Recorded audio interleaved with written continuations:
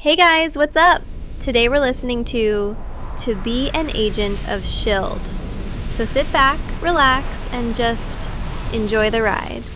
And hey, if you're new here, hit that subscribe button. And if you're one of the OGs, welcome back. You already know, it's about to get real. Chapter 1, New Look. A sound of clanging that seems to come from a train track echoes in the walls. A buzzing sound could be heard vibrating through the room, but it was not the sound of a bug, but the windows of the house shaking through the passing of a train. Groggily gaining consciousness, why is it so noisy? The train should be far away from my house? Yet why does it sound so close? Waking up with irritation, he looked around the room, a migraine assaulting him like he had just woken up from a knockout or drinking too much. Wesley. He sat up straight from the sudden roar of a woman's voice. Wesley just as quickly fell back on the bed with another headache coming. Two things came to mind: a woman? Did I sleep with a woman I don't even know or remember? And the other thought was, with that shouting, I expect a barrage of nagging coming my way. What a headache. Wesley is in a bad mood, yet he subconsciously responds back from the shout, What? What? What? Can't you hear that noise? How can I get any sleep from this constant noise? The unknown woman replied. The conversation was a little familiar, as if he had done this before. Yet he has no recollection of ever doing this, nor any understanding of what's been going on since he woke up, nor any explanation of suddenly having a woman sleeping next to him. What's more perplexing was the way he just subconsciously responded to the woman like it was natural. The woman continued as he had not responded back. When are you moving out? I'm tired of all this noise at night. I can't get a single wink every time a train comes running by. I kind of like hearing the train passing by. Wesley subconsciously replied back, while instinctively saying in his head, It stops me from hearing your constant nagging and allows me to sleep at night. With the pain and vertigo still in his head, he easily fell back asleep without even looking at the woman beside him nor the complaints of the woman. He started to dream after falling deeper into sleep. In the dream, his name was Wesley Gibson. Days after he was born, his father abandoned him and his mother.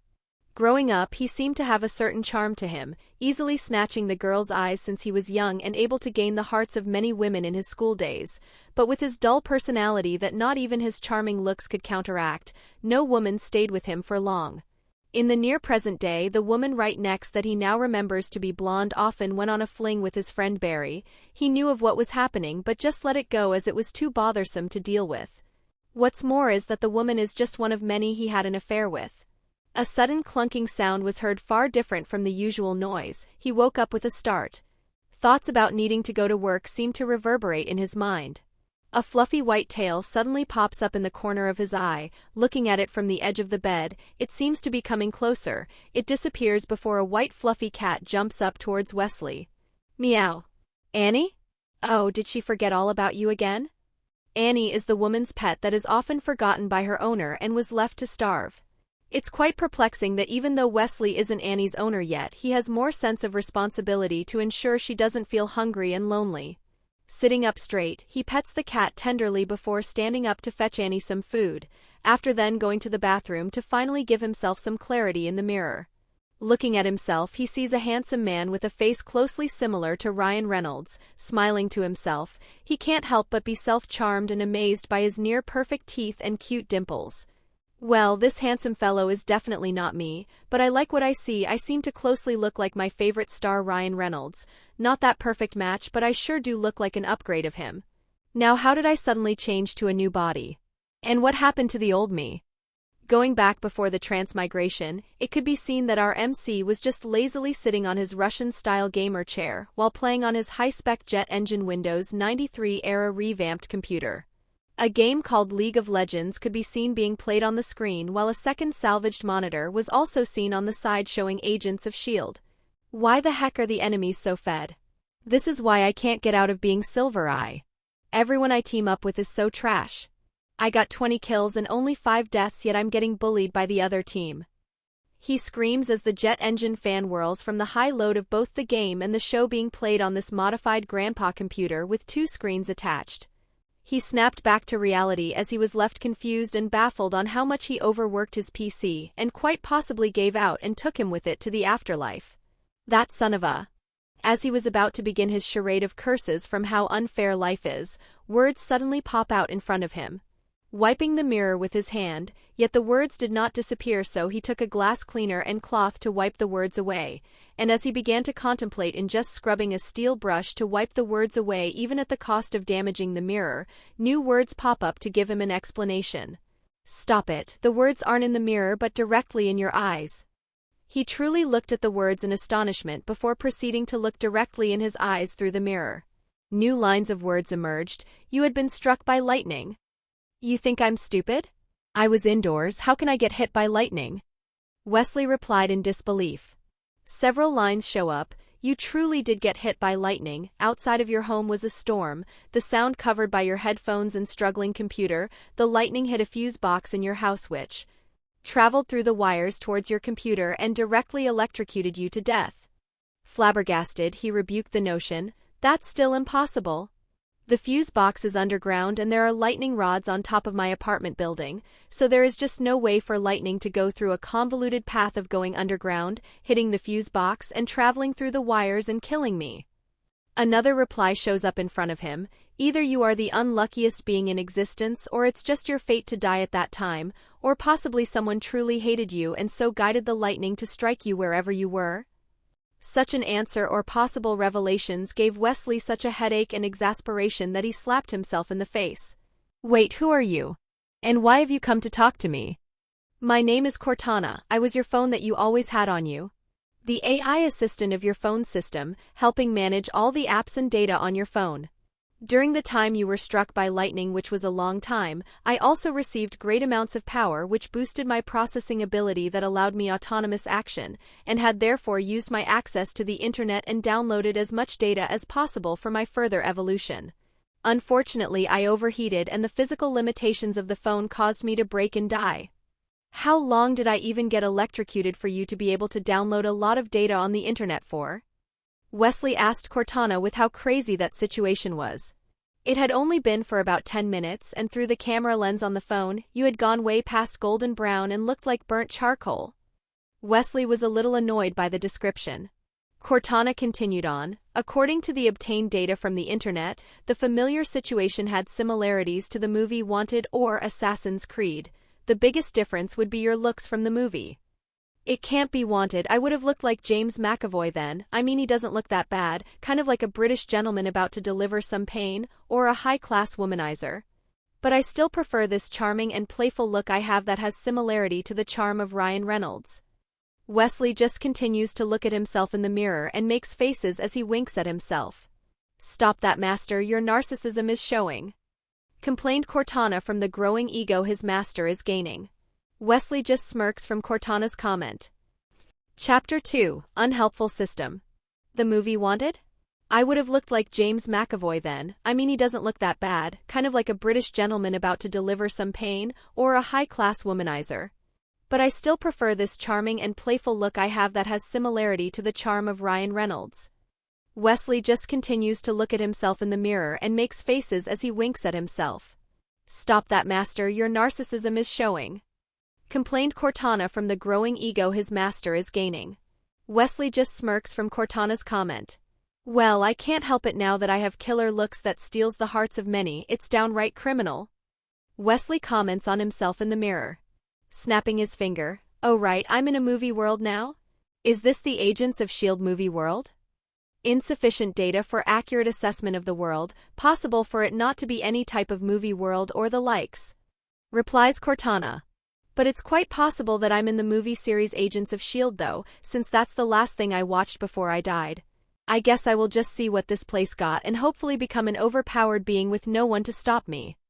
Wesley imagining his future self. Please keep in mind that such cliché plots do not happen in reality, and it is still entirely possible for you to have a gruesome future depending on your actions going forward. It is entirely possible that this is a parallel universe of Earth. At the time of the lightning strike, it is entirely possible for a special unknown energy to have dragged your soul transmigrate into a parallel universe of the current Earth or reincarnated to a different timeline. What about my body? Although Wesley liked how he looks now, it will always still feel foreign to be in someone else's body instead of your own. It is entirely impossible for the body to be dragged through space and time with the weight of matter that could possibly tear and be shredded through the cosmic anomalies. What's more, your body was cooked black like charcoal that could make anyone mistake you as a lava being," replied Cortana without holding back on her words. "It got cooked. Stop saying that I was cooked, just say that I died. It just feels like you're roasting me, pun not intended." Wesley pouted to Cortana. "Well, at least I got a cheat system. I was playing League of Legends before I died, right? Will I have access to things from League of Legends?" Wesley imagines the possibilities that he could do. Unfortunately, no, the system is already in overdrive just talking with you. The data downloaded far surpasses the capacity of the system, so it has zero energy for such things until the data gets sorted out through an upgrade or a power boost. What's the point of even having you with me?" Wesley slaps his forehead in frustration and helplessness for such a system.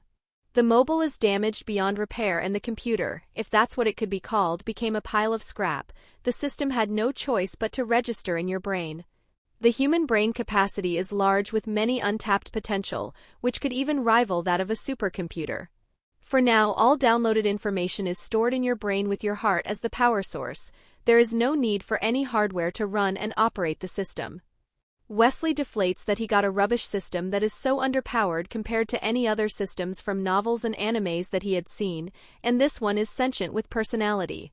On the good side, it should still have some use, and with the data obtained from the origin world, hopefully there is something useful that can be used in this world. So, what abilities are available with you other than being my talking companion?" Wesley asked Cortana with little to no enthusiasm. "Before we proceed with everything else, it would be best to get ready for work." "Work?" She may be dodging my question, but if I'm going to live in this world now, it's important that I don't lose my current job, whatever it is. Money makes life worth living after all. After taking a nice hot steamy shower while lathering his new hot steamy body, he got himself dressed and ready for work while ignoring the sleeping woman on the bed. Going to the dining room, he could see the dining table that looked to be from IKEA that was bought at the cheapest price. This table was the favorite spot of that woman and his former friend Barry whenever they... Ugh, thinking that this body had eaten on that table before made him disgusted. Not daring to look at it anymore, he made his way out the room and into the open air. The neighbors were basically invisible to non-existent, few people were willing to rent a place here, and the people who rented it needed to work hard. Wesley looked at the pile of old furnitures and trash around, then he looked up and across a 2-story building. "Wesley, I have to remind you not to pay too much attention to the people in the other building. The father of the old Wesley is a professional killer. A single look and he will see through who you truly are." An impromptu message appears before Wesley's eyes, before he just blinks and continues to leave. "Thanks for reminding me. Otherwise, I would have gone over there to ask him why he abandoned his child and maybe ask for some money to spend." He replies to Cortana. Walking through the streets, he noticed the many gazes of women wherever he went, and whenever he looked at them, they either blush and look away or smiles and give a wink. In his old life, he was just an average person with average looks. To suddenly feel the perks of his charm gives him a whole new feeling that only makes his steps more confident and proud, further increasing his charm. The old Wesley is really so weak, a hollow shell with a handsome face. It's a miracle itself that he is poor without capitalizing on his good looks, leaving him cuckolded by his former friend. Wesley just complains about how unfair life was. The old Wesley seemed to have had a severe anxiety disorder and uses drugs to numb himself of it, leaving him with no confidence and dullness in life that eventually turns people off. It was inevitable for him to get cheated on. Cortana comments to him about the old Wesley's situation. "How did you learn all of this?"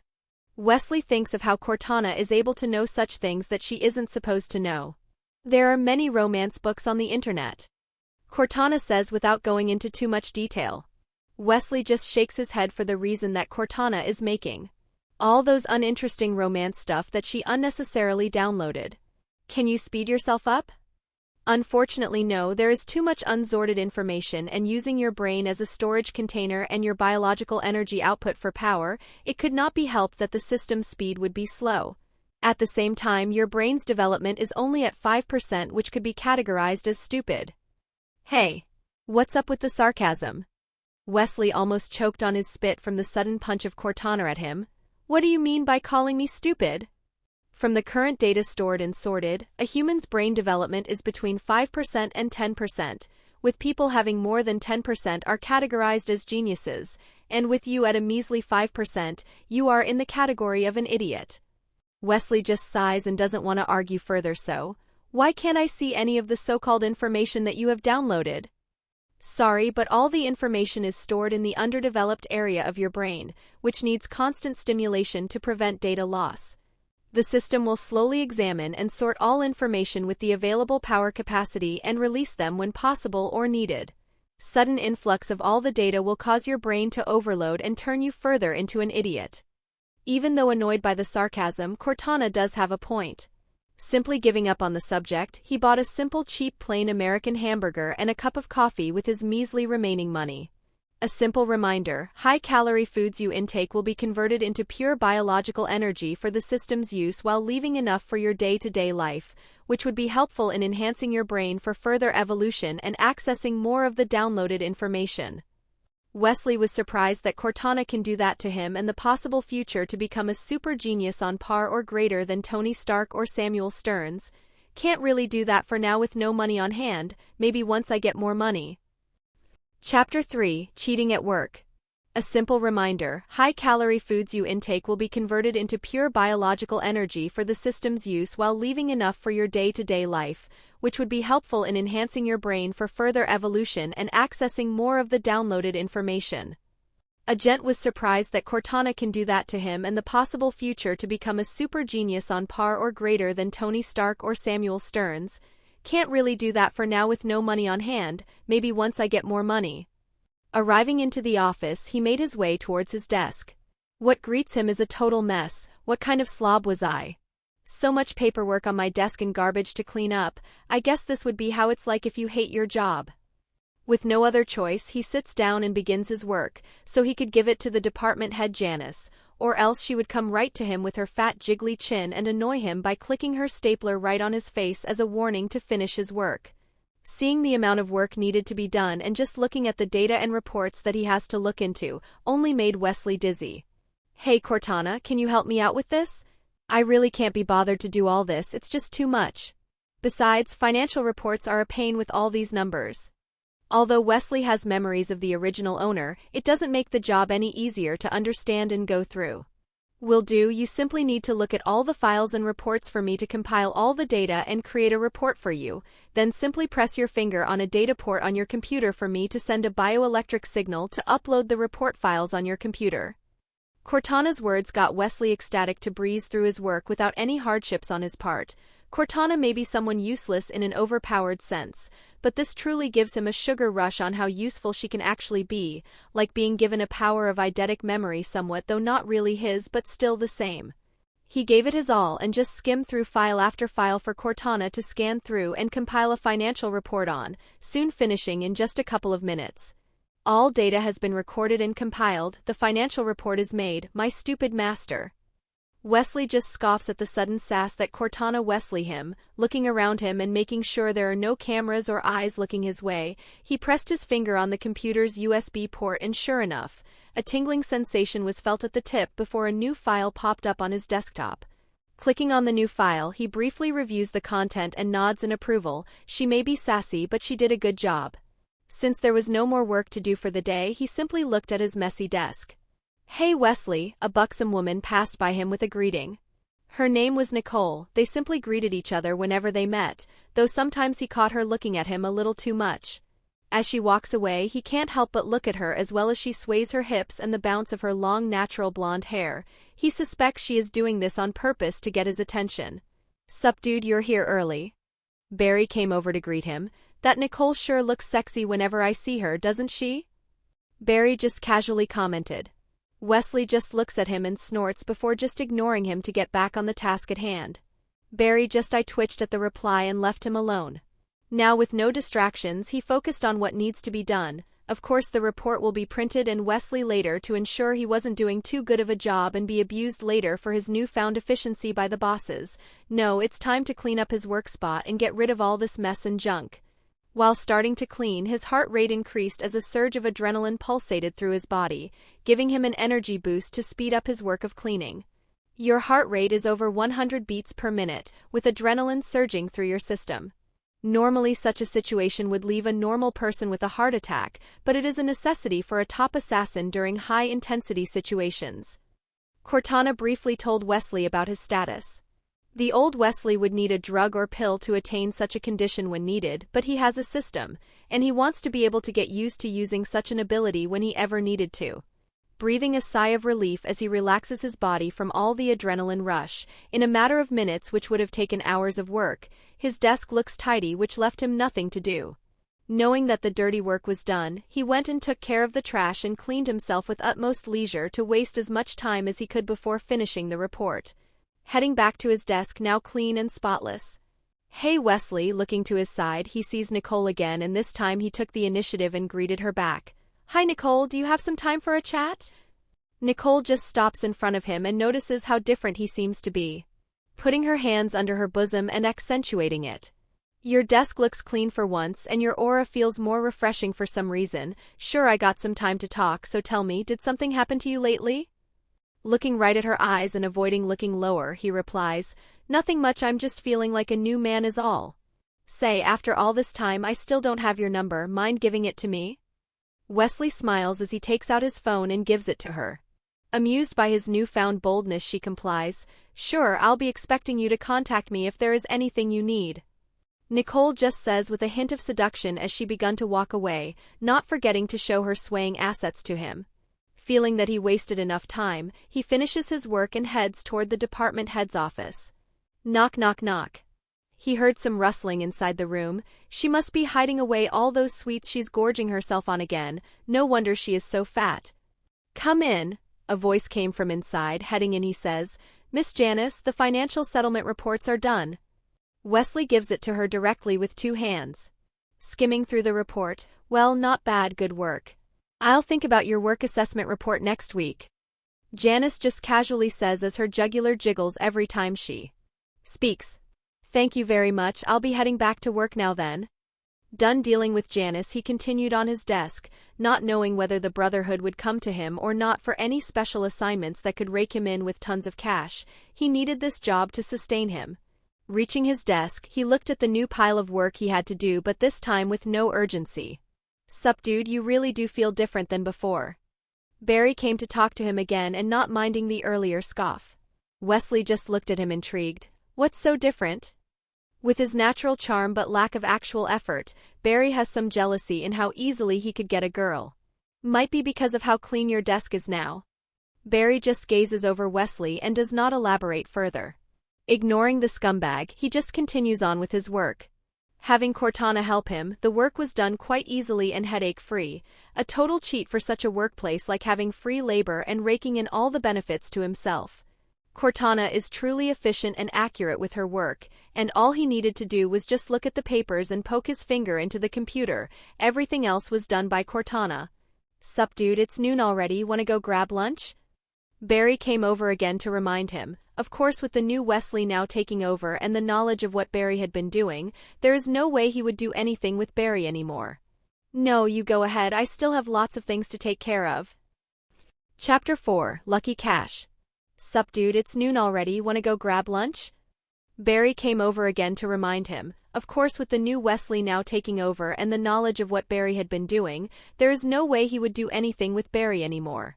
"No, you go ahead, I still have lots of things to take care of." At noon, Wesley went for a simple cheap burger from McDonald's, enough to fill his stomach but not enough to feel full or satisfied. Being tight on money, he has no luxury to eat extravagantly or feel fulfilled.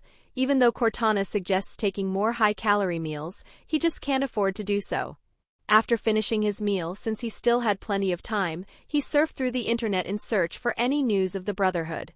Searching through news and posts using keywords such as death, gangs, assassins, hooded figures, unexplained deaths, and so on.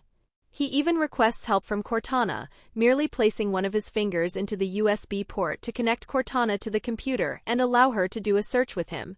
An obscure yet somewhat relevant news was soon found. There were a few bodies seen on a rooftop of an apartment building, all dead with blood splatters everywhere.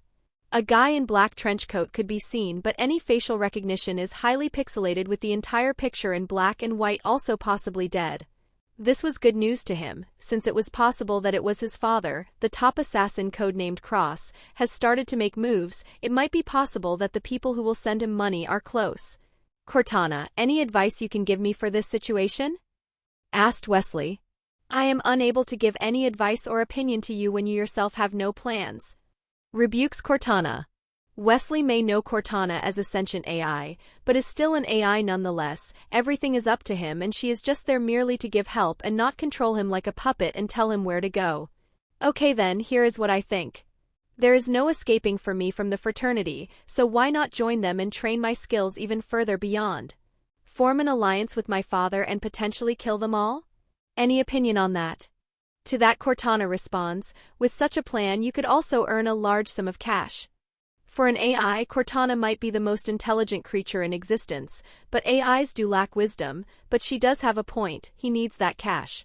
In the movie, there should have been a large sum of money deposited in the bank account after a mission, but it all disappeared. How did it all disappear when it was such a huge sum of money? How would I secure all that money? Wesley asked. By spending it all upon withdrawal. Cortana simply says so. Of course, spend it all after getting it. But don't you have a better suggestion that would let me keep the money?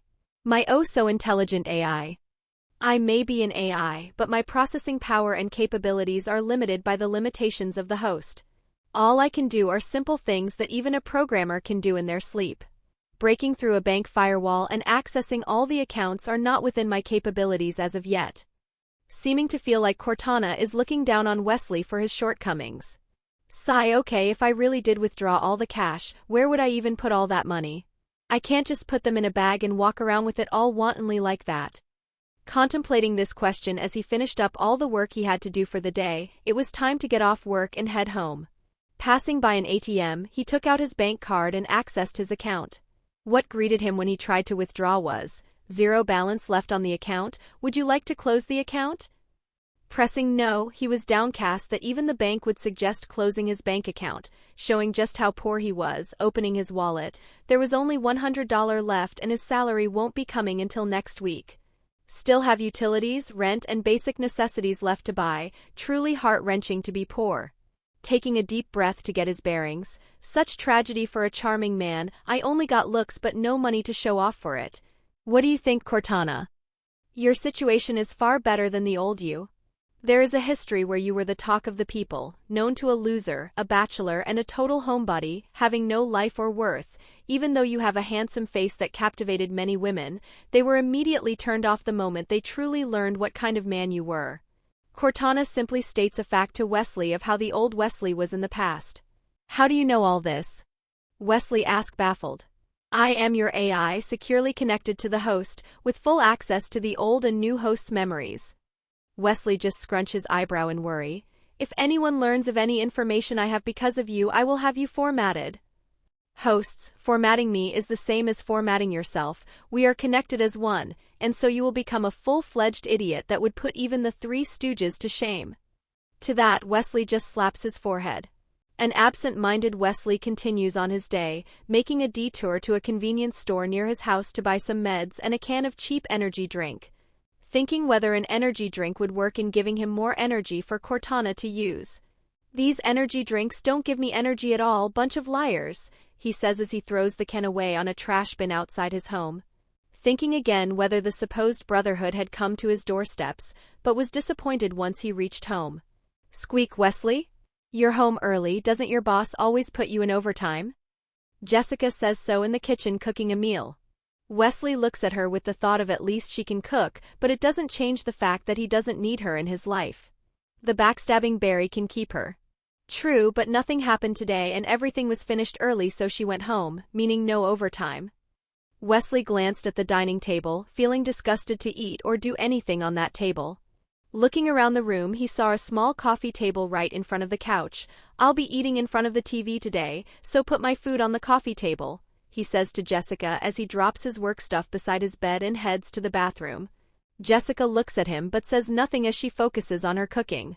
She may be a cheating woman, but she knows how to cook, and with how my life is right now, no food will go to waste. Nye, Annie whines to Wesley, grabbing his attention as she goes towards him and rubs on his leg.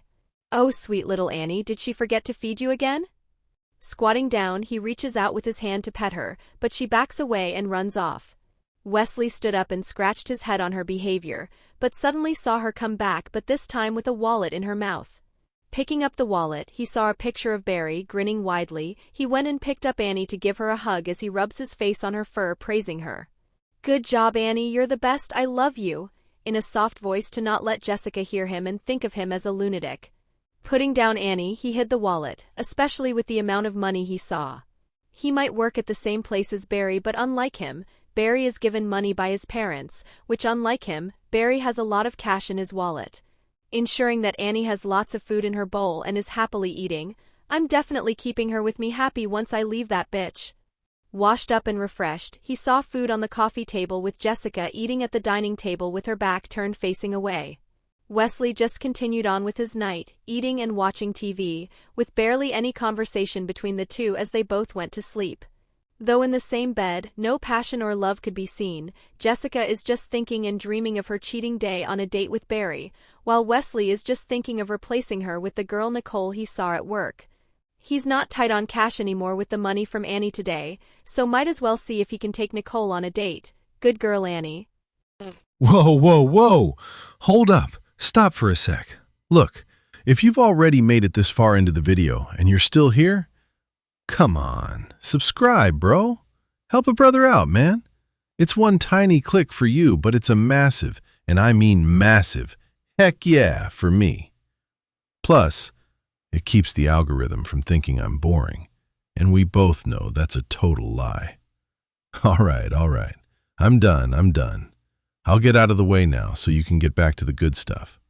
Stick around and finish listening. It's worth it. Peace. Chapter 5, Time for Action. He's not tight on cash anymore with the money from Annie today, so might as well see if he can take Nicole on a date. Good girl, Annie. For several days now, he continued his life in a routine. Wake up, work out, eat, go to work, eat, training, then sleep. The only difference in those days are when he takes a detour to the convenience store for energy drinks, since Cortana seemed to gain a boost of energy from those energy drinks, and when he goes out on a date with Nicole. That's right, he managed to ask Nicole for a date and have gone all the way. The beautiful woman from the company got hoodwinked by Wesley after several dates and went to a love hotel. Wesley wasn't just handsome, but also has an athletic body that qualifies him to be an assassin. In the hotel, they had a heated night that left both Nicole and Wesley weak in the legs, though with Wesley's athletic stamina, it came as a surprise to Wesley that Nicole was a closet nympho that drained him absolutely dry. / hot scene of Wesley and Nicole only on Patreon bonus chapter 5.5 */ At his work, with his sudden increase in efficiency and better productivity, all thanks to Cortana, Janice, his department head, had never given him any more trouble. As for Barry, his supposed friend, rarely talks to him anymore, with Wesley no longer giving him any attention at work or outside of it. On this special day after work, he heads toward the convenience store to buy more energy drinks. As he comes to the counter, he feels like he is being watched. Taking a glimpse in the corner of his eyes and moving his head slightly and naturally, he saw a man who seemed to resemble the person on the rooftop from the news article he saw back then. A woman wearing a white dress and low-heel shoes with a big white bag came walking right beside him. Wesley took a glance at the beauty that came right up to him before speaking. "Hello there, beautiful. Is there something I can do for you?" The store clerk looks at the beautiful woman beside Wesley as he does his job while thinking to himself, "Lucky bastard, having a woman just come for you without taking any initiative." "I know your father," the mysterious woman just says to him. "My father? I don't even know him. I was told that he left me after a week that I was born. I really have no idea about the guy, so how about we talk about something else?" Wesley just says to her, even though he has a vague sense of who he is and what he was like. "I'm here to give you the news about your father's death and who he is." "So he's dead. What does it matter to me anyway? There is no reason to even think of the man since he was never in my life to begin with." Wesley just scoffs at the man's death. "Your father is one of the best assassins in the field, and the person who killed him is just behind us." The store clerk, hearing this, ducked down behind the counter. The beautiful agent pulled out what looked to be a custom .45 caliber Safari Matchmaster semi-automatic pistol with beautiful carvings and an ivory handle, and what looked to be an extended magazine. Such a visual impact to see a beautiful woman with an equally beautiful gun in front of him. Wesley's heart starts to beat faster, knowing a gunfight is about to take place, and him being gunless just makes him all the more nervous of the situation. A bang was heard as a bullet could be seen whizzing by right next to him in his high adrenaline state as a bullet hole was made just next to them. The woman just grabs him and pulls him away from sight behind some of the shelves as she returns fire while ensuring his safety. Wesley was looking around and ensuring he was out of sight by the attacker, notices the anti-theft mirrors, which seemed the beautiful assassin also notices and shoots them to ensure they could not be seen. The agent pulls out a grenade from her bag and tosses behind the shelves toward the direction of the enemy. Soon a pop is heard and smoke fills the store. "Come and follow me." The assassin just grabs him away as they leave the store undetected. They soon come upon a red Porsche 911 Carrera. The assassin just drags him to the car and told him to get in. Wesley was left ecstatic as he hops on the passenger seat and puts in his seatbelt, while the assassin started the car and drives away. "So where are you taking me? You think we lost them?" Wesley finally addressed the issue at hand, even as he tries to hide his nervousness and act calm to the situation. The agent just ignores him as she drives, clearly still not feeling safe and not in the clear just yet, focusing on driving as they speed across the streets and into the highway. Wesley just feels like he is flying as he grips on whatever he can grip on for safety as they zoom past several cars. Soon a pet transport truck could be seen speeding towards them, showing that a chase is inevitable. The agent, seeing this, drives more recklessly and at greater speed, trying to lose their tail. The truck was soon catching up to them as from time to time slamming into cars to get them out of the way. Wesley is feeling a new surge of adrenaline from their current situation, as the enemy from before could be seen holding a gun and pointing at them. "Dear best host." A sudden message from Cortana appeared before him. In a small voice with furrowed brows, "Do you not care about my safety at all? Isn't there anything you can do to help me? I'm just an AI in your head. What could I possibly do in this situation?"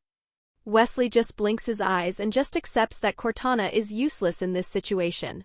Ting ting ting, shots were heard scraping the car, as gunshots rang out from the enemy chasing after them. A bullet manages to pierce their rear window going through the front window, and soon it shatters as bullets continue to fly towards them. "Hold the steering wheel, I'm gonna shoot back." The assassin suddenly tells Wesley as she puts the car in cruise control. He sees her pulling out a Jericho 941 Baby Eagle from a secret compartment as he takes hold of the steering wheel, ensuring they don't crash. The assassin climbs out from the front window of the car as she hooks one of her feet to the steering wheel and the other stepping on the side of the passenger door with her knees lodged on the window frame for stability. With him noticing her awkward angle and unsteady footing, he holds her legs to stabilize her and ensure better accuracy. "Steady yourself," Wesley for the life of him means well and clearly not thinking of anything perverted or ogling at her in this high-tension scenario. Chapter 6, Textile Mill. "Hold the steering wheel, I'm gonna shoot back." The assassin suddenly tells Wesley as she puts the car in cruise control. He sees her pulling out a Jericho 941 Baby Eagle from a secret compartment as he takes hold of the steering wheel, ensuring they don't crash. The assassin climbs out from the front window of the car as she hooks one of her feet to the steering wheel and the other stepping on the side of the passenger door with her knees lodged on the window frame for stability. With him noticing her awkward angle and unsteady footing, he holds her legs to stabilize her and ensure better accuracy. "Steady yourself," Wesley for the life of him means well and clearly not thinking of anything perverted or ogling at her in this high-tension scenario. Holding the steering wheel, he swerves the car left and right, dodging the oncoming traffic as the assassin with him fires at the pursuing pet transport truck. Unlike in the movie, Wesley didn't call for the police, which made the assassin grab the attention of a police car by ramming into it. But from the high-fueled chase and the sounds of gunfire, several police cars could be heard coming to the scene. As the assassin fires at the truck, Wesley multitasks in stabilizing her while ensuring they don't hit anything. Frustrated that she couldn't hit him due to the chaos of the scene, she shouted to Wesley to grab his attention. "Hey! Give me the gun under the seat." Wesley momentarily lets go of her as he grabs onto the gun, which was a sawed-off double-barrel shotgun, and gives it to her as she throws her other gun on the car and grabs the shotgun. Cocking in a bullet, she aims at the pursuing truck and fires at the engine, effectively killing it off and ending the chase. The assassin climbs back inside and onto the driver's seat to continue the escape, but before they get away, Wesley sees the man leaning off the truck and fires 2 final shots on their way. The bullet curved as it flew towards them and hit both wheels on the driver's side. Wow, bullet curve, impossible in real life, but here is totally possible. Can't wait to be able to do that. The loss of both wheels did not hinder them in their escape as they made their way to a hideout while changing cars halfway. How did it feel? She says to him. Wonderful, like how they look. I never thought I would get to drive a sports car in my life. He looks at her with a smirk as he simmers down from his adrenaline high. She giggled at his response and didn't dwell on the topic. Some things never happen, like the epic flip over the police cars, due to the difference in how the fight scene in the store happened or the route they took during their escape. Now a little bit safer, they made their way to what looked to be a textile factory, fully conscious compared to the movie. Get out, come and follow me, she said to him as she left the car and walked inside the factory. There is no need to act scared in this situation, as he is truly scared since he knows that he is about to walk in a den of wolves that would soon be out to kill him. Cortana took it upon herself to record the routes that they had taken so he wouldn't get lost and gain a layout of the place. Soon they reach an office, dusty and dirty with some flies buzzing around. Why would you bring me here? It's dusty and a mess. Don't tell me it's a camouflage to the actual base, he quips to her to lessen the tension and nervousness he feels. The assassin just looks at him and points him to a chair. Sit down. Wesley just looked around as he sat. Several people are there with him. A fat man should have the nickname Butcher for his knife expertise, a black man should have the nickname Gunsmith for his gun expertise, and a thin white man should have the nickname Repairman. With the addition of the beautiful woman Fox who sent him here, the main characters are basically all here except for Sloane. You're much calmer than I thought. Wesley looked up and saw an old black man. This should be Sloane. He does look a lot like Morgan Freeman. Wesley looked at him and said, the exciting experience last night is over and done with, so there is no reason for me not to be calm about this situation. In addition, I need to remind you that I'm an accountant, and a poor one at that. Maybe you can call my boss Janice. I think she's more useful than me. Wesley spoke incoherently in his composure, giving people a more panicked feeling. He might not be panicking but was truly scared. He just says the line from the movie and hopefully things proceed how they should have. Sloane walked forward and handed him a gun. Take it and shoot down the wings of the fly. He pointed to the trash can next to him. You're joking, right? Wesley responded in a calm manner, smiling a little, knowing things are going as it should. The sound of a gun being loaded came from behind him and a metal object pressed against his head. Either you shoot or I'll shoot you. I'll only count to 3. He quickly took the gun from Sloane's hand, pointing at the flies buzzing around. He controlled his breathing as he entered adrenaline mode.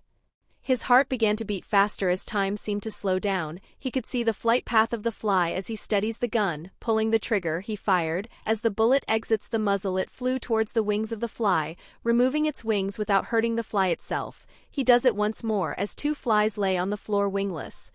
Breathing heavily, he tries to calm down once more his racing heart as he takes a seat and takes out a bottle neurosuppressive drug. Though he doesn't take the drugs anymore, it's best to continue with the facade using a placebo pill inside. His hands trembled as he opened the bottle. Sloane had picked up the fly he had hit and walked over to drop it down on his hand. Before today, many things were impossible for you, and what you are experiencing is not an anxiety attack. Your heart beats more than 400 times a minute, producing a lot of adrenaline, which makes you observe and react faster than ordinary people. It is a skill that you inherited from your father. Chapter 7 In the Eye of Spies. Breathing heavily, he tries to calm down once more his racing heart as he takes a seat and takes out a bottle neurosuppressive drug. Though he doesn't take the drugs anymore, it's best to continue with the facade using a placebo pill inside. His hands trembled as he opened the bottle. Sloane had picked up the fly he had hit and walked over to drop it down on his hand. Before today, many things were impossible for you, and what you are experiencing is not an anxiety attack. Your heart beats more than 400 times a minute, producing a lot of adrenaline, which makes you observe and react faster than ordinary people. It is a skill that you inherited from your father. 10 kilometers above the textile mill, an unmanned reconnaissance drone was flying around, spying below. In a house 30 kilometers from the site, 3 people could be seen sitting with high-tech equipment around them. One of them could be seen operating a joystick that's controlling the drone, while the others are staring at monitors with satellite images of the textile mill. Behind them are two more people, a man and a woman. The woman spoke. Carlos Gibson, codenamed Cross, discovered that Sloane is hiding the truth. He has officially defected and is currently hunting members of the fraternity outside. His method of action is to dwindle down outside members of the fraternity before going after the core members. Sloane has found his son, the only person he can't kill and who has his ability at the same time. He can control the adrenaline production of his body, allowing for heightened senses and peak human ability.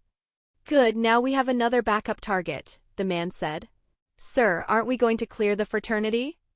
The woman asked. No, this is not our job. This is the job of the FBI and the CIA. We are responsible for global security.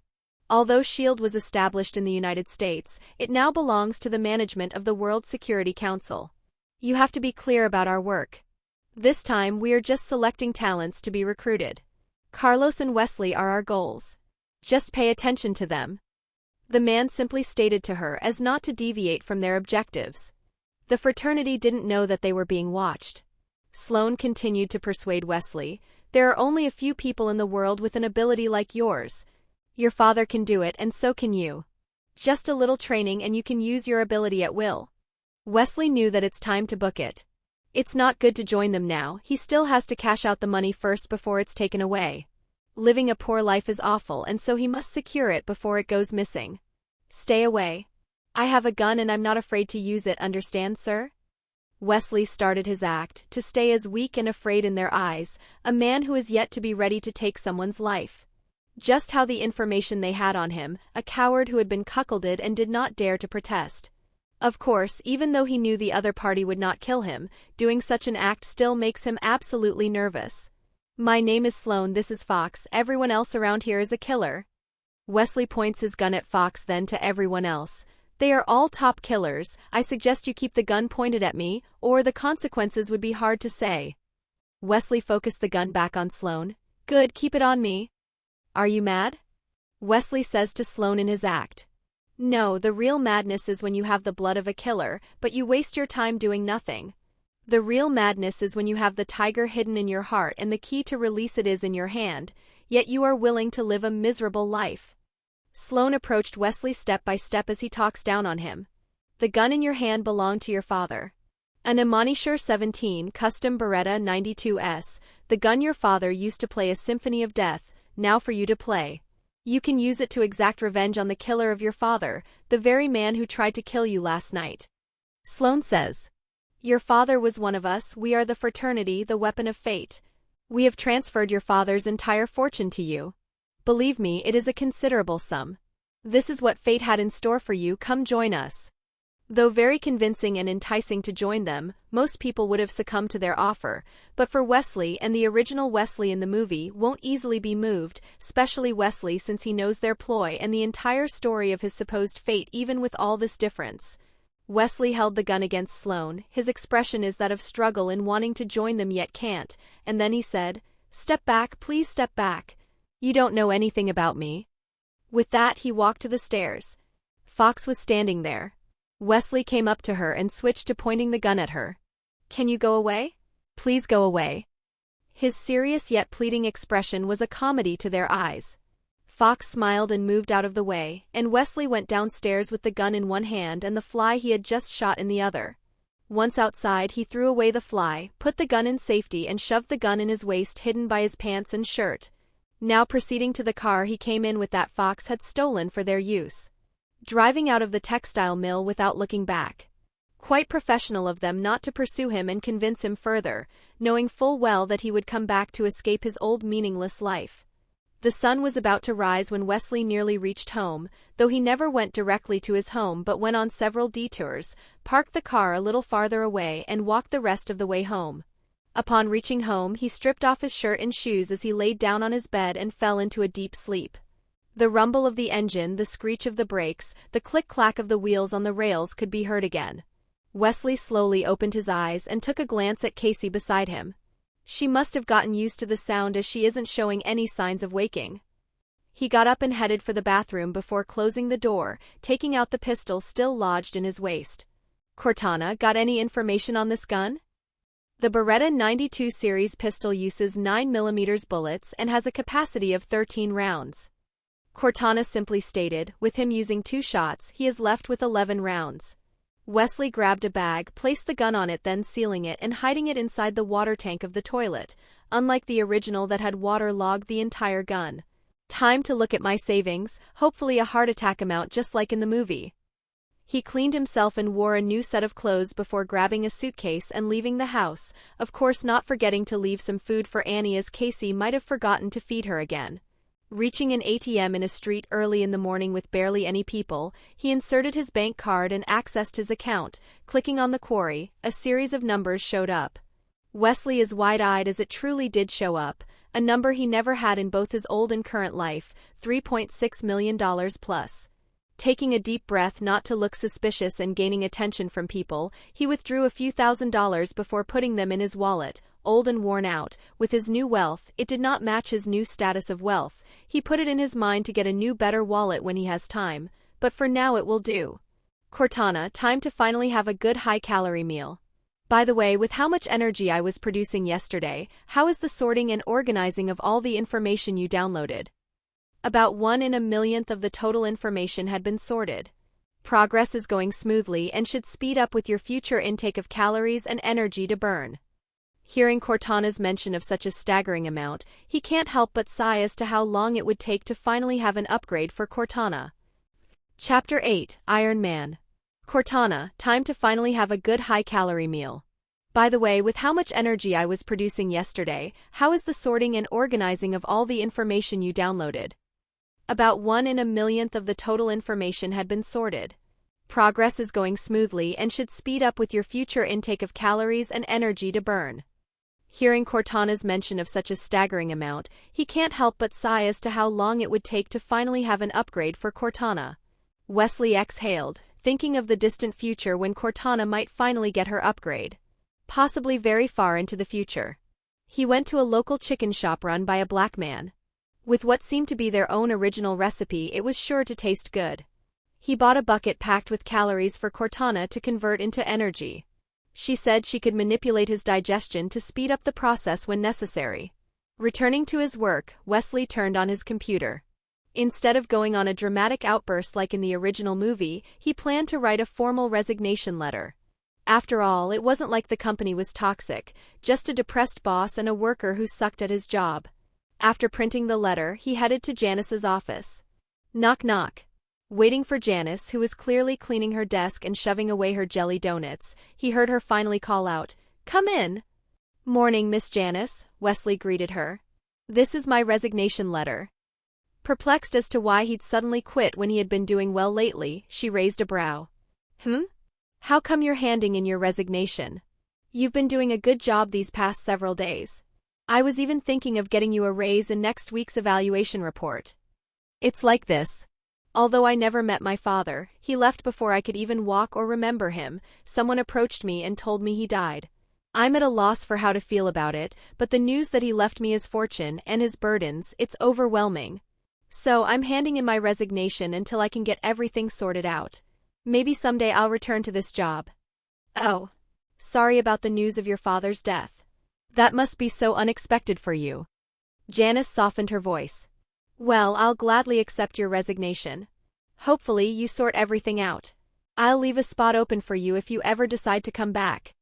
I guess being good at your job and not giving your boss any trouble won't get you the same wrath I used to get, he mused. Heading back to his cubicle, Wesley packed some of his things. There wasn't much to carry, but remembering the movie scene, he grabbed his big ergonomic keyboard to take with him. Barry was late again but arrived just in time to see Wesley leaving. Spotting him carrying stuff from his cubicle, he called out, "Hey, are you cleaning up again?" "No. I quit." Wesley looked at Barry with a smirk as they slowly approached each other. "What? Quit? Are you going to another company?" Barry asked, confused. "It's not that. I found a new purpose in life, and I'd like to stay far away from you from now on." Wesley's smirk dropped into a frown. "What?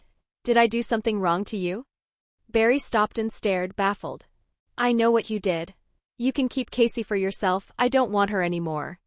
As Wesley came within range, he activated his adrenaline rush, raised the keyboard, and smashed it into Barry's face, knocking him out cold.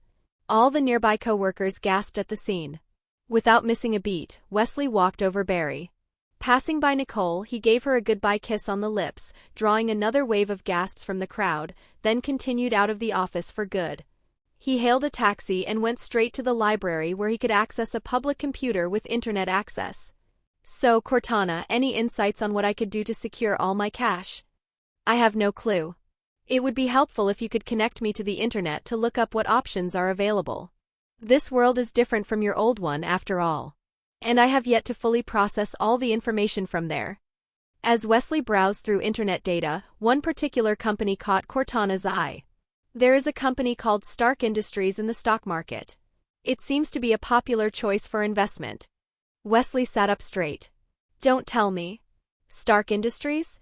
As in Stark, as in Iron Man Stark. It indeed is. The moment information about S.H.I.E.L.D. Industries appeared, I thought it wise to inform you. It may be worth considering. Is this world an amalgamation of several movies?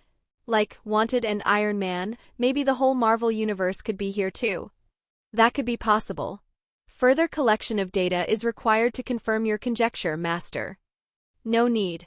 The more I know, the more troublesome it gets. Knowledge is a burden, as they say. Besides, I'm far too weak to face Iron Man. No strength, no rep, no backup. If you start telling me who else is in this world, I'll just stress out wondering how to survive. Ignorance is bliss. Have you figured out a way to hide your money, Master? Cortana asked, trying to ease the mood. Do Netflix and the other company giants exist in this universe? Maybe I'll invest in those and a little in S.H.I.E.L.D. Industries when their stock dips. Netflix and the others do not exist here, though similar companies do. There's something called Cyflix, Orange, Macro Hard, 1 Cent and the like. That'll work.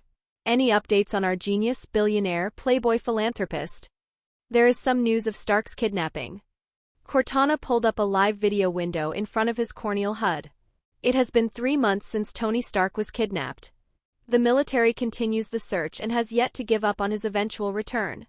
Stark Industries stock is showing signs of fluctuations as Tony Stark continues to remain miss. Wesley cut the clip short. How long was Stark imprisoned in the movie? After his rescue, he stated he had been locked up for 3 months. Cortana answered according to the information sorted from his old world. Chapter 9 Makeover. There is some news of Stark's kidnapping. Cortana pulled up a live video window in front of his corneal HUD. It has been 3 months since Tony Stark was kidnapped. The military continues the search and has yet to give up on his eventual return. Stark Industries stock is showing signs of fluctuations as Tony Stark continues to remain miss. Wesley cut the clip short. How long was Stark imprisoned in the movie? After his rescue, he stated he had been locked up for 3 months. Cortana answered according to the information sorted from his old world. Let's wait till he returns, the stock price of Stark Industries should fall by then. Wesley giggled at the thought of owning a share of Stark Industries at a very low price as he stares at the data of Stark Industries stock market. If things go as they did in the movie, then his return should be soon, possibly just in time before he finishes his work and all his money disappears. I guess it's time to go shopping. I can't be the same as I was yesterday when confronting the fraternity. I should show them my change and resolve by changing how I look. I logged off the computer and left, calling for a taxi. He headed towards a mall known for its luxury stores for some shopping spree. Wearing a cheap suit and no tie that he uses when going to work, he made his way into the mall in search of stores for his makeover. Walking along the lobby, he notices a high-end barber shop. Reaching into his hair, he feels them long and unkempt, his facial hair grown and in a mess too. He proceeds towards the barber shop since facial appearance comes first when people look at him. Welcome, sir. How may I be of service? As soon as he entered, he was greeted by a staff member. Looking at her, he smiled, took a $1,000 bill and handed it to her. With the prices that he saw in front of the store, the extra tip should also get them to provide the best services. This is my payment, bring me your best barber and the rest is your tip. Thank you, sir, right this way. The lady brought him to a chair as he called for his barber. A barber came walking by with a smile as Wesley gets himself comfortable on the chair. How would you like me to cut your hair, sir patron? I could give you any style you want. I will make sure you look dashing like $1,000,000. As you can see, I look like a mess. I need to look confident and have killer looks, one that will intimidate and show that I mean business and professionalism. Wesley just comments on what he needs to the barber. As you wish, I'll turn you into someone that everyone would take seriously. The barber comments as he begins his work. Nearly an hour later, Wesley could be seen with shaved facial hair and a crew-cut look, the same hairstyle people see when watching movies of lawyers, spies, or con artists alike. With hair products that make his hair shine and beautiful. Dashing, thanks for the cut, I'll be on my way then. You're welcome, come back anytime, sir, I will always be available when you need me. The barber simply says as he bids him goodbye. Walking out the barber shop with his new look, it was time for a change of clothes. Walking around the mall, he saw a store called Kingsman Collection. There is just no way they are real too. He took a step forward towards the store. Well, if I'm going to be an assassin, might as well look like an agent, both are nearly the same anyway, and the Kingsmen are pretty dashing and their suits should be able to take on high combat situations. Entering the store, he was greeted by a gentleman in suit. Welcome, sir, how may I help you this fine evening? I would like a full suit that is resistant to wear and tear. A black one would be nice as it would allow me to blend in and unnoticeable while still looking good and professional. You have quite a fine taste, sir. What would be your budget for your suit, sir? Even though I changed my look, I am still wearing cheap clothes, so I guess it's not out of the ordinary for him to ask me for my price. Whatever price is necessary for my requirement, and I need it today, for I have an appointment I need to get to. Very well, sir, I have a few sets of clothes that suit your needs, though it might need a few adjustments. Please step this way so I could measure you for the necessary adjustments. I complied with him and made my way to get measured, from my shoulders to my foot, as I also needed formal shoes that would go with my suit. I was told to come back as I told him how many suits I would need and to pay for said suits and shoes before leaving while he proceeds with my order. It cost me a pretty penny of several thousands for the suits. It is pretty expensive to look good, especially when you're soon to be a top-notch assassin in the future, maybe like Agent 47 from Hitman. While walking around the mall waiting for my suit, I remember the training I would go through, and being on a suit, no matter how high performance it would be, won't be a good idea, so I made my way towards a department store and grabbed myself a track suit and jogging pants for ease of mobility and no problems of getting down and dirty, as well as running shoes. Walking further, I come across a luxury watch shop. I came in and asked for a watch I could use for adventuring, scratch-resistant and impact-resistant, water-resistant, and possibly I could see at night. The service attendant showed me a variety of watches, but I went with a Tag Heuer Aquaracer that is known for its scratch resistance and able to submerge underwater. What's cooler is that I could see it in the dark with its light function when needed. The watch cost me about $4,000 plus. As the suit should not be ready yet, I went for a simple high-calorie meal in some restaurant till it's time. With the suits in hand and ready to meet with the fraternity, I went on my way outside the mall. Suddenly stopping in realization, I don't have a car to get there. Knowing the current problem I have, I began making my way to a car dealership. Going inside, the dealer showed me several sets of cars they have. I asked about high-performance cars, possibly an American muscle. I continued to browse till I came across a very special car that reminded me of something. I would like to buy this in all black. Pointing with my finger, I showed the dealer of a Chevrolet Camaro SS, in yellow with 2 black stripes in the middle, though I would like to have this color scheme. I am soon to be an assassin after all, gotta be stealth.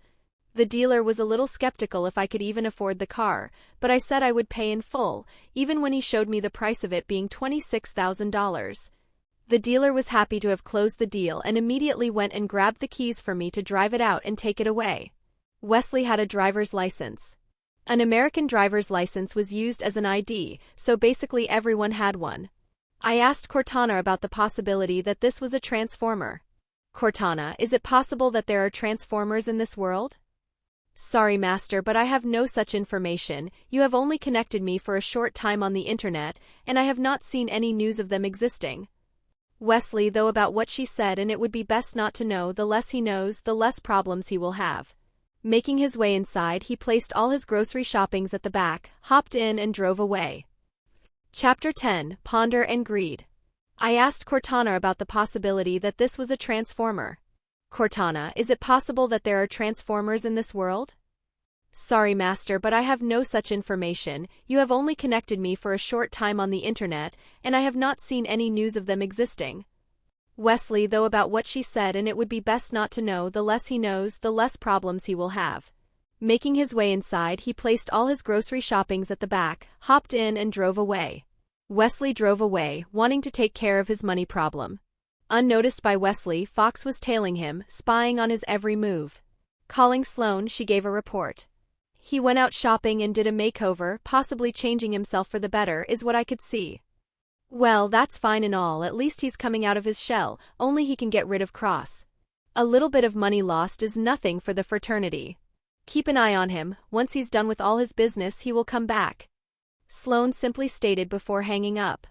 Spend as much as you want, it's merely a small sum compared to the entirety of the fraternity. Wesley drove to a nearby computer shop. Putting his finger on the USB, he had Cortana access the internet and see for any news about Stark. Quite a baffling situation. The news is only filled with Stark's incoming return back to US soil. Thanks my lucky stars, it wasn't that long since I saw news of him being kidnapped, and now he's coming back, my fortune will be secured. Wesley just giggled at the happy coincidence. Cortana suddenly chimed in. I suggest opening a stock account soon and transferring all the money, before the meeting with the fraternity and losing everything.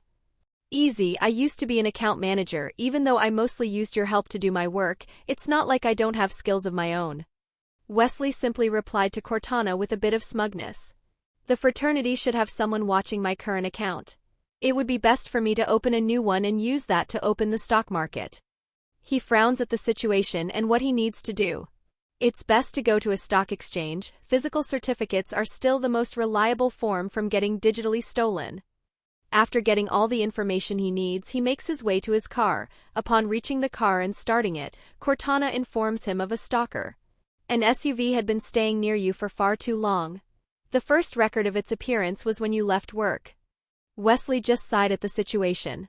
Don't worry about them. I knew they would be following me. Now that I'm spending money like crazy, it would only be a sign of good news for them. Once they think that I've changed and firmed my resolve, would I be willing to take the bait into their trap? But keep tabs on them to prevent any accidents. I should have brought that pistol with me. My stupidity in trying to follow the script of the movie. Wesley regretted it a little, but what's done is done. He was still an ordinary person, he has no skills in hiding a weapon and he simply has no license to be carrying one. He put his new car on drive and went on his way with the SUV on his tail. Reaching the stock exchange, he opened a new account and deposited a hefty sum to be used at the right moment as a physical stock to be kept with him. Then he went to a nearby bank and withdrew nearly all the money as cash, leaving him near penniless on his account. With the cash in hand and the risk of it being stolen digitally being nigh impossible, he now has a problem on where to use this money, but in the end decided to just hide it for now till he thinks of something. In the SUV following our MC, Fox, update on your end? I just received notification that his bank account had just made a large withdrawal of nearly all the money. Sloane told Fox. He went to a stock exchange and then the bank, replied Fox. That's quite an unexpected development, but he is an accountant after all. Very well, continue the surveillance till a replacement arrives. Good work. Sloane closes the call. He may be an accountant, but he is still a layman. To invest in stock is not a short-term goal but a long one, and the possibility of losing it all is high, unless of course he has info on something nobody knows. It's quite impossible for someone without connections to know anything. He will soon lose it all and come knocking on our doors. Wesley satisfied his appetite in a nice local restaurant before returning back to the library. Going to a computer, he searched up news of Stark Industries and any updates on Tony Stark and the stocks. Hey Cortana, when do you think the stock price would be at its lowest? According to the data currently sorted, stock prices will start to increase upon the death of Obadiah Stane and the revelation of Iron Man. Cortana informs. And? Any more accurate information on how low it will go? Wesley asked, hoping for more information without worry and know how much he could gain from this investment. Unfortunately, there is no exact data on the price of the Stark Industries stock on any data currently sorted. Isn't what I gave you enough though? Any other person would leverage this information to the maximum and gain a massive future profit. Cortana teases Wesley. Wesley just sighs at Cortana's teasing. I really do wonder if you're an AI or a woman reincarnated as an AI to assist me. Cortana says nothing with that comment as Wesley just continues on to ponder and look at relevant data of Stark Industries.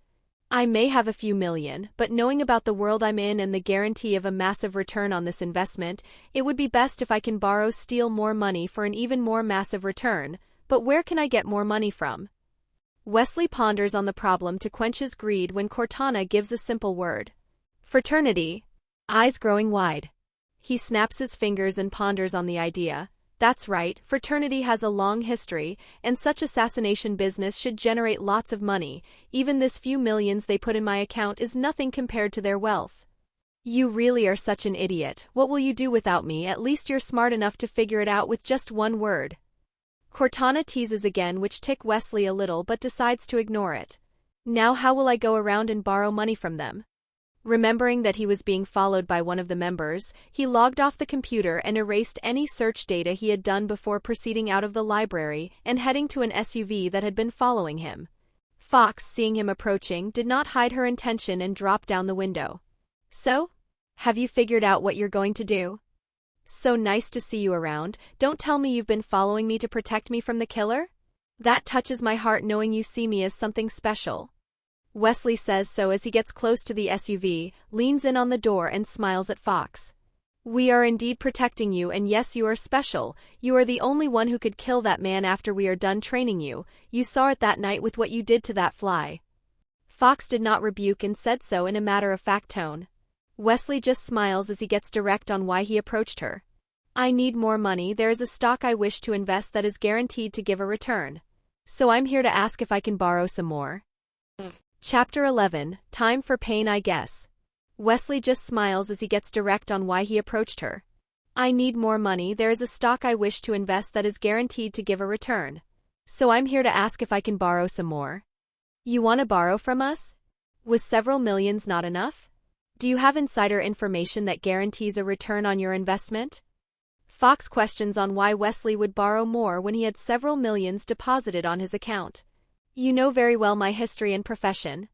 There is no need to test me like this. I have predicted a market trend that would surely give an investment of more than 500% in a few years and another that could potentially reach an investment of over 500,000%. Wesley said to Fox in full confidence, knowing the rise of Stark once the people know he was Iron Man and the potential of the Marvel coin universe that is like Bitcoin in his original world. By that much? Fox is skeptical about his predictions. Such predictions would be kept by powerful people if it were true and would only publicize it for their own benefit. Where is the proof of your claim? Your predictions are quite exaggerated. I can't really tell it to anyone, or else someone else might take a cut of the pie too. Just trust me and loan me some money. Fox is still skeptical, but since he was an accountant and she has no idea about such things, she decides to just call Sloan and let him handle the matter. After explaining to Sloan about the situation, she gave the phone to Wesley. How much do you need? How much can you give? Silence took over as Sloan pondered the question. $5 million, is that enough?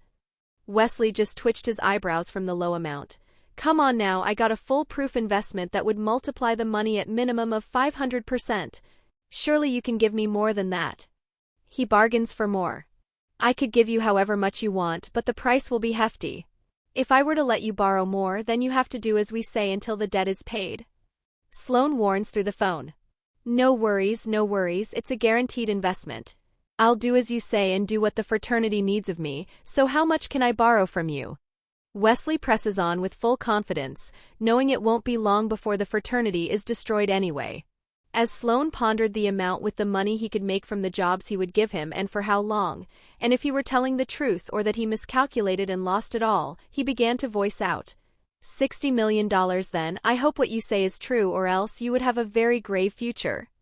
Sloan warns with a sinister tone to get his message across. Wesley grins and reassures the man. Don't worry, I'll work like a slave if it ever comes to that. So when will I get it?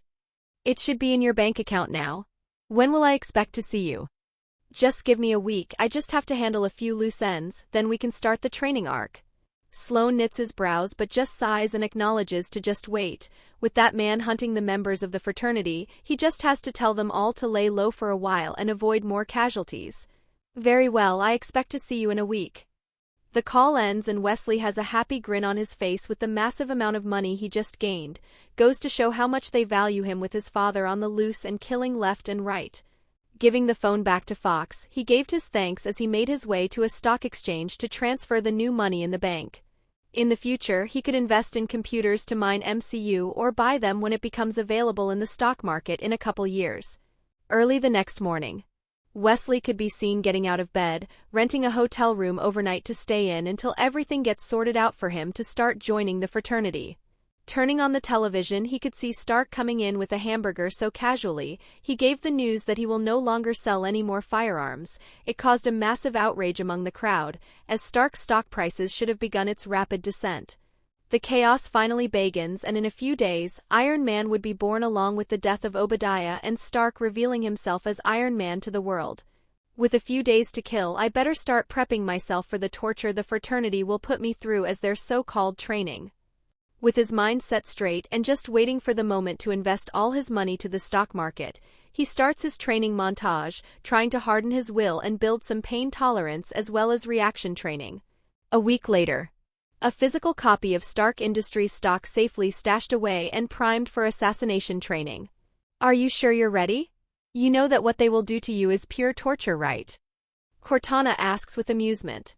It's not like I got a choice, I already borrowed money from them and this training will be necessary for my future. What's comin' will come and we'll meet it when it does. He says so, gearing himself up. After checking out of the hotel room, he carried his only suitcase to the parking lot and put it in the trunk of his Chevrolet Camaro SS. Looking somewhere far away, he waved his hand as if he was saying goodbye to someone before entering the car and driving away. At Textile Mill number 17. Reaching his destination, the front gate of the mill opened and out came Fox, motioning him to where he could park his car.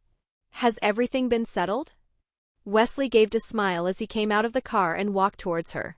Yes, if I live through this, then I'm a future billionaire. If I die, c'est la vie. Fox just hums at his answer before telling him to follow. Making his way inside and up in the office, everything was still the same as he last saw it, with Sloane sitting in front of him with a cup of coffee. Are you ready? Sloane simply asked. Yes, he answers back with confidence. Then we better hurry. The more time we waste, the more of our men get killed by that man. Don't blame us for how we will be treating you, it's for your own good and the fastest way to train you. Sloane just grinds at Wesley as Fox led him away to meet his trainer. Following Fox, he steels himself for what's about to come. If he remembers it right, a major beating is about to await as well as cuts and pain, lots and lots of pain. The only thing he's grateful for is that they have a magical healing bath that works almost like a healing pod with Senzubine. Reaching their destination, there is a man waiting for him. This is the repairman, just do as he says. Fox says before leaving them alone. The repairman tells him to sit on the chair as he gets tied up. Wesley can't help but quip to ease his tension. What's with the bondage play? The repairman just narrows his eyes at him as he replies. I'm the repairman and it seems like I got a lot of things to repair. Without warning, a strong punch was sent his way. Even though he expected to get beaten up for this training, the punch still stings and leaves him quite dizzy. He powers through as he receives more beatings before blacking out. The next moment that he opened his eyes, he was surrounded by meat carcasses on hooks. Standing up with all his will, he sees a fat man with a knife. He was in the butcher's territory. Chapter 12, To Be a Modern Assassin. The next moment that he opened his eyes, he was surrounded by meat carcasses on hooks. Standing up with all his will, he saw a fat man with a knife. He was in the butcher's territory. Wesley was awakened by a splash of cold water. Sitting up alert, he examined his surroundings, before standing up with all his will as he set his eyes on a fat man covered in blood with a big knife on his hand. A voice came from beside him. This is Butcher, an expert in the art of knives. Fox introduced the man to him. How many punches did this guy take from the mechanic? The butcher asked Fox. 9 punches, Fox simply replied to the question. Ha ha ha, quite a resilient one, ain't he? Now that he's here, it's time to give him something different. The butcher looked at him with seriousness as Wesley remembers what's about to happen, proceeds to move towards the butcher before being handed a knife. Not even being given a chance to fully prepare himself, the butcher swung his knife at him and gave him a cut. Pain coursed through Wesley's body as a bloody wound was made across his torso. How did it feel to be cut with a knife? As someone who was once a civilian and never really felt what it was like to get a massive cut wound on their body, it felt far worse than cutting a finger. Nausea, coldness, and the searing pain from the wound was far worse than the beatings he got. Steeling his will, he swung back at the butcher but missed. Several cuts were made all over Wesley before collapsing from blood loss and pain. Waking up again, he felt warm and light, like floating in a nice hot spring. Trying to move his body and opening his eyes, he felt stuck, like he was encased in a cast. Remembering the scene from the movie, he must be in a wax bath, the fraternity's special healing bath that heals all wounds. Is anyone there? Wesley shouts out with the limited movement of his mouth. Hey, you're awake, a guy with an accent spoke out. Yeah, can you help me out here? Wesley spoke out, hoping to finally be able to move and see the results of these healing baths. The guy helped peel off the wax on his face and break the wax on his body. With the wax now fragile and broken up, he sat up straight and dusted off the remaining wax. Ugh, thanks, so what is this place? Even though he already knew, he was supposed to not know, so it's better to ask first so Wesley get questioned on how he knows. The man Wesley him a sip of vodka before answering his questions. This is the recovery room. It speeds up the blood cells and stimulates fast natural healing, turning the healing that was supposed to take days or months into only a few hours. Wesley coughs a little from the sting of the vodka before he smiles at the guy and offers his hand. Name's Wesley, what's yours? I'm the exterminator, I usually have nothing to do so I hang around here. The exterminator explained. You're awake. Get up, we don't have much time. Cross has been making his moves more and more, we don't know when he'll directly attack us. Fox came in informing Wesley to get moving, the moment that he just woke up. Standing up and covering himself with a towel thanks to the exterminator, he followed Fox where he got a change of clothes before they met another member of the fraternity. This is the gunsmith, he knows everything about firearms. He will teach you all you need to know about firing a gun. Fox introduced him before standing on the side while making small talks with Gunsmith as the targets were prepared. With so many titles and new information coming to Wesley, he doesn't really bother with it much since he knows he can count on Cortana to help him. Any technical information gets recorded and compared to the database that had been sorted for legitimacy and improvements. Firearms is Wesley's favorite since all he has to do is shoot, and what's more, the adrenaline rush of shooting a gun is one of man's romance once they are acquainted with it. Starting his marksmanship training, he doesn't just waste ammo but consult with Cortana on proper ways to shoot a gun that was on her database, adjusting his posture, aiming correctly, and on how to properly hold a gun. Even though he was shooting at corpses, he already prepared himself as he got used to firing. As an up-and-coming assassin, shooting people dead is just part of the job and can't be avoided. Even if the target is already dead, there can't be any sympathy. The days went on a cycle of going to the repairman to train his will and acclimating to being an assassin, then to the butcher to get better with a knife and not be afraid to get cut, going to the recovery room and chatting up with the exterminator as he learns special knowledge from him, then to the gunsmith and learn everything about guns and shooting. There are times when Fox comes to visit to ensure his mentality and focus. During those times is when he gets to relax and allow himself to recover from all the training. Or at least that's how it started. One night, after an especially brutal training session, she stayed longer than usual. / hot scene of Wesley and Fox only on Patreon bonus chapter 12.5 */ 2 weeks passed by as someone came in with more news of another member of the fraternity being killed. Wesley doesn't have a smile on his face, but he felt good, knowing that his father was really something else. As days went by, people were carried back, all dead from his father's assassination. Cross is getting more and more ruthless, we need you to be ready much sooner. Fox says to him, I'm doing my best, training is not something that could be easily rushed, besides we only got one chance, right? Wesley countered back. The fraternity knew that he was Cross's son, but they simply couldn't say that to him, and knew the only one who could kill that man was someone of the same blood. Fox says nothing as Wesley heads toward the gunsmith. He was quite accurate when shooting while immobile, but in real life that is filled with action and constant adrenaline, it is required to keep moving and to be able to shoot while on the move. Such a skill is not something an ordinary person can do, but he isn't trying to be an ordinary person, and so he run moving left and right as he shoots at the target. With the adrenaline rush and help of Cortana, he was improving at a fast rate and is able to at least hit the target. The dedication and intensity of Wesley's practice was obvious, and Sloane could not say anything about it. Though Wesley needs to make more progress, although Cross wouldn't kill his own son, once he captures his son, they would lose any chances of killing the man. Fox, can we accelerate his training? Sloane asked. Impossible, he's already being trained to the limit of what a human can do, yet his growth is far faster than humanly possible. Upping up his training will only mean death. Fox simply states her analysis. I guess we have no choice but to tell the guys to hold on and keep laying low for a while. We also need to strengthen security. Sloane knows that he can't rush things, they only got one chance. It was finally time for him to learn how to curve the bullet. This isn't something technical but a feeling, a technique that isn't even available on Cortana's database. Something that should be deemed impossible.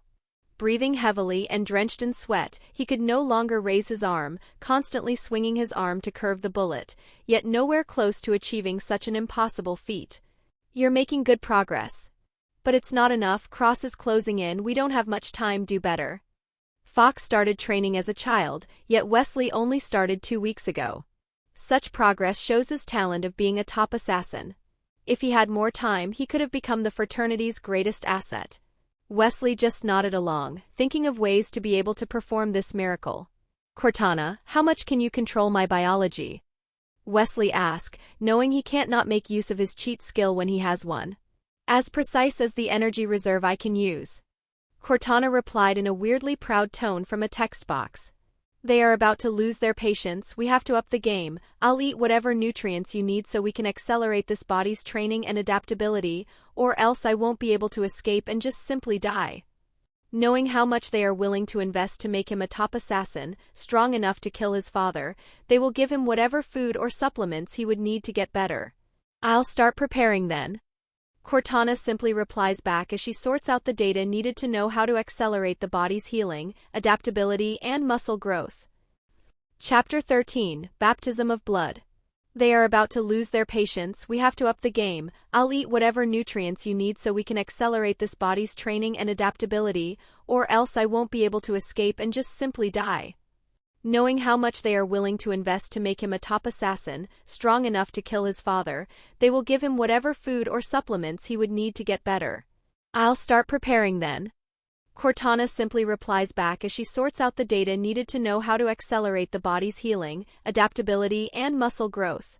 After another week, massive progress was made, though it did raise eyebrows among the fraternity from how much food he's been eating. Fox also approached him within that week. To allow him better control of his gift and reflexes, he was tasked to catch the shuttle of a weaving machine. Wesley suffered numerous cuts trying to catch the shuttle, but with Cortana's help and his natural-born ability of adrenaline rush, he managed to complete the task in a few days. His training with the repairman and the butcher was finally over as well, managing to free himself and beat up the repairman, as well as managing to cut the butcher all over without getting cut himself.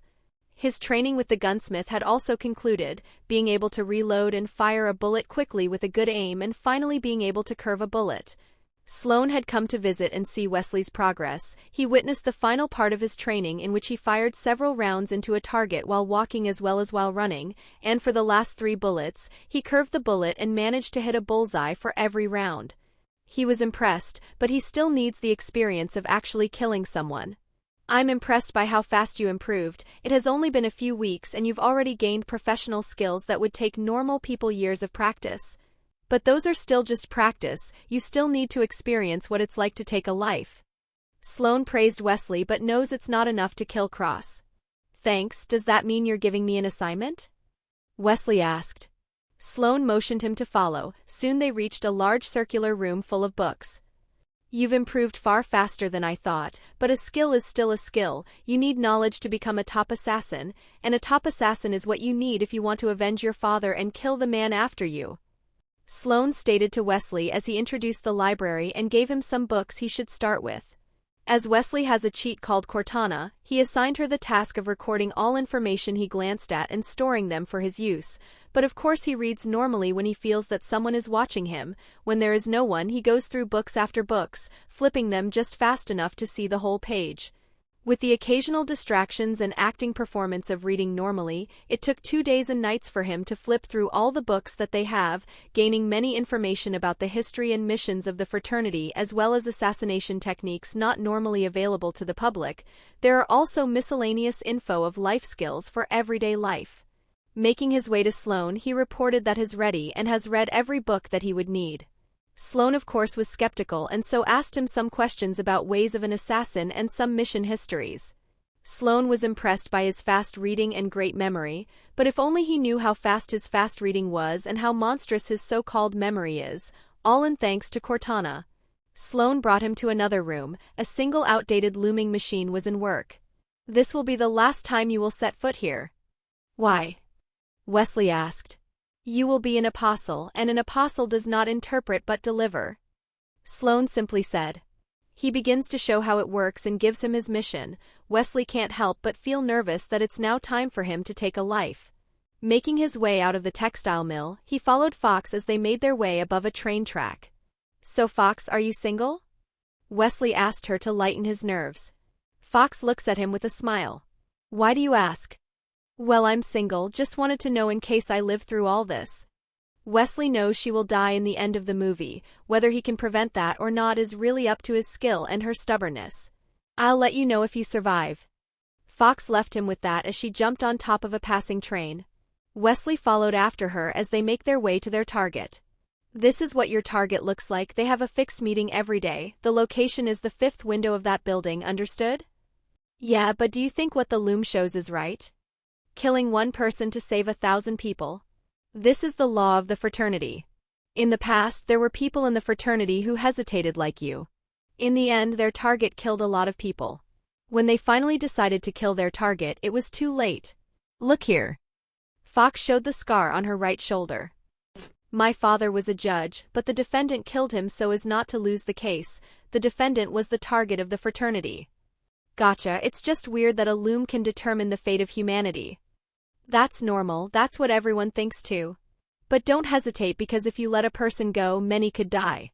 Wesley was just silent. If it was his old world, he would just snort at such a statement, but this isn't his reality. Who knows how the logic of this world works? High in the sky out of sight, a drone was hovering and watching them. "Sir, Wesley Gibson is on his first mission.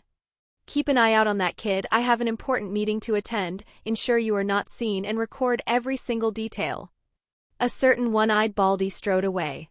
Time to deal with Tony Stark before he escalates things. "Yes, sir. S.H.I.E.L.D. was keeping an eye on them from the moment that Wesley had made contact with the fraternity.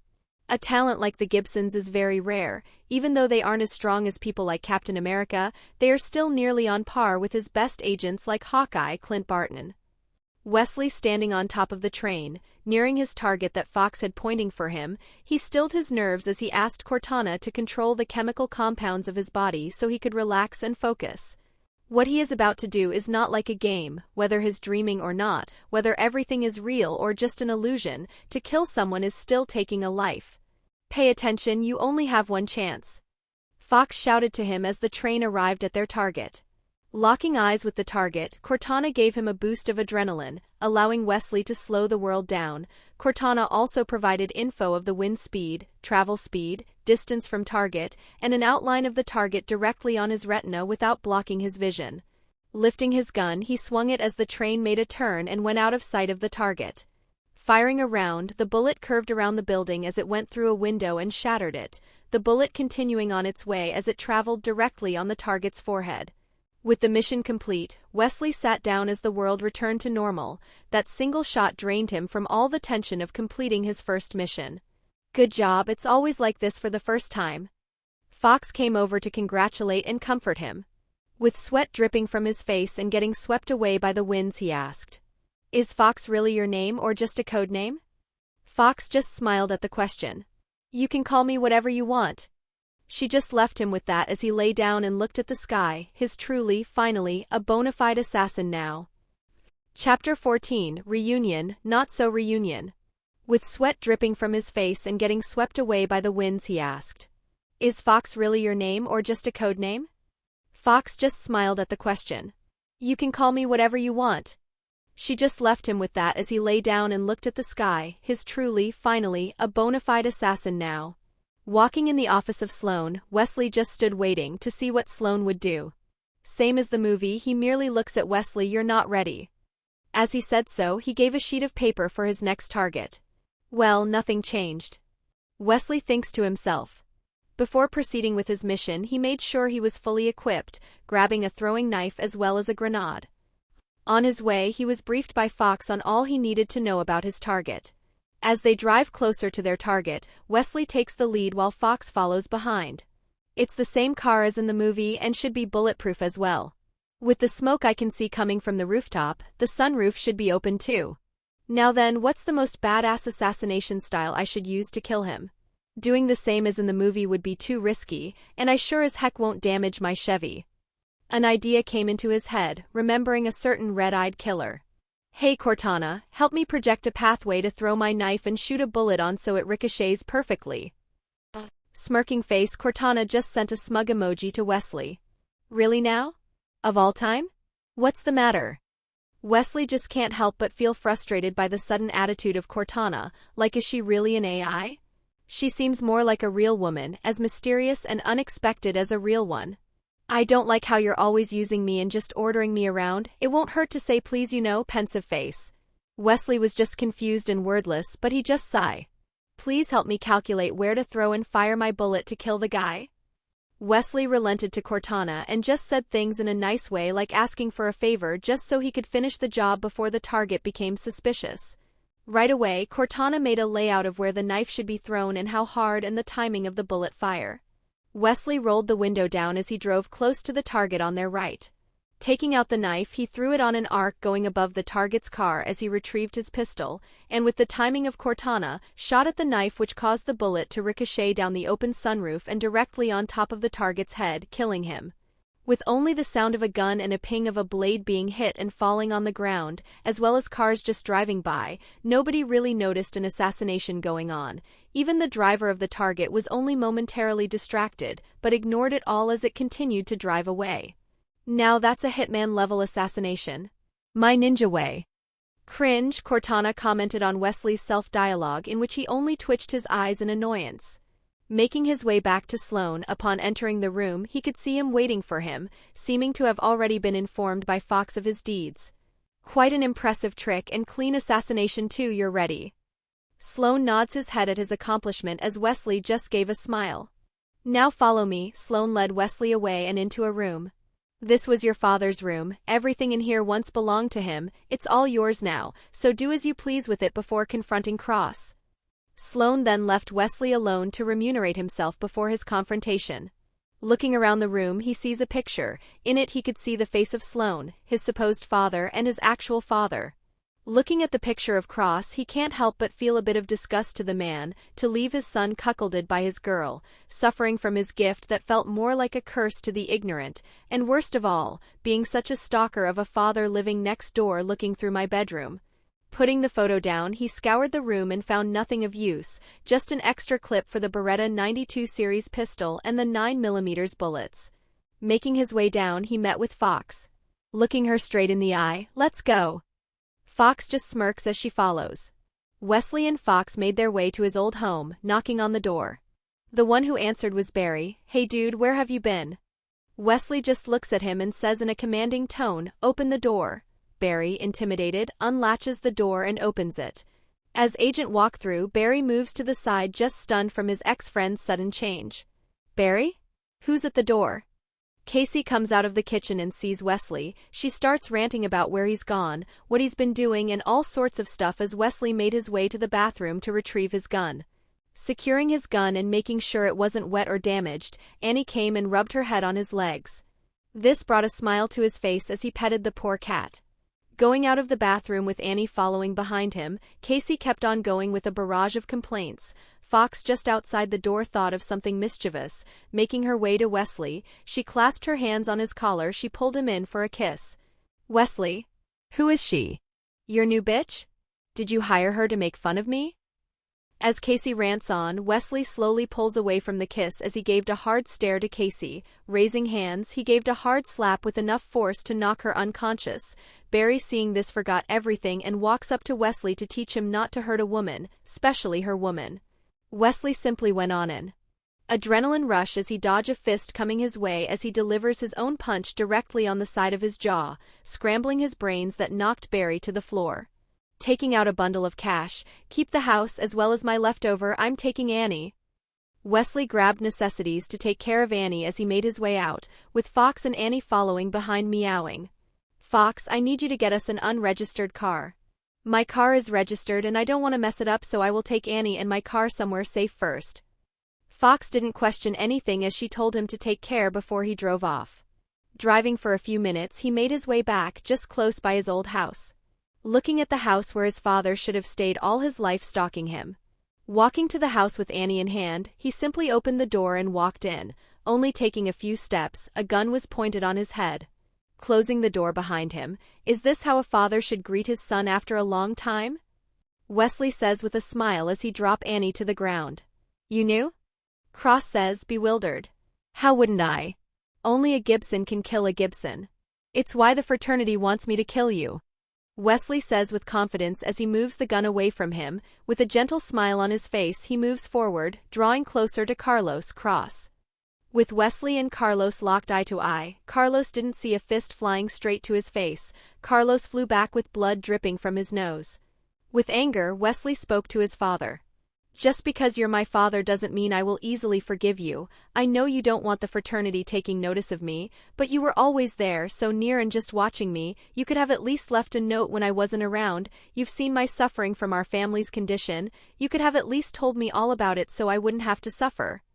Carlos stood back up, covering his nose. Wesley looked at him with sadness and hurt as he walked closer once more. With a slacked posture and a harmless aura, Carlos was left defenseless and felt sorry for his son. Another punch came his way which knocked him to the ground. "That's for Mother. How could you have left her to die with you being so close to us? You left her alone to take care of me and didn't do anything when she was dying." Wesley simply shook his fist as he made his way to a chair and sit. Carlos just groaned on the ground, shaking off the punch he received from his son before sitting up. "I deserved that. You really grew up strong. I didn't even see that coming. I left because I didn't want you to take the same path as me. I didn't want you to have any involvement with the fraternity. They aren't the same as they used to be." Carlos says so as he got up and grabbed a tissue to wipe off the blood.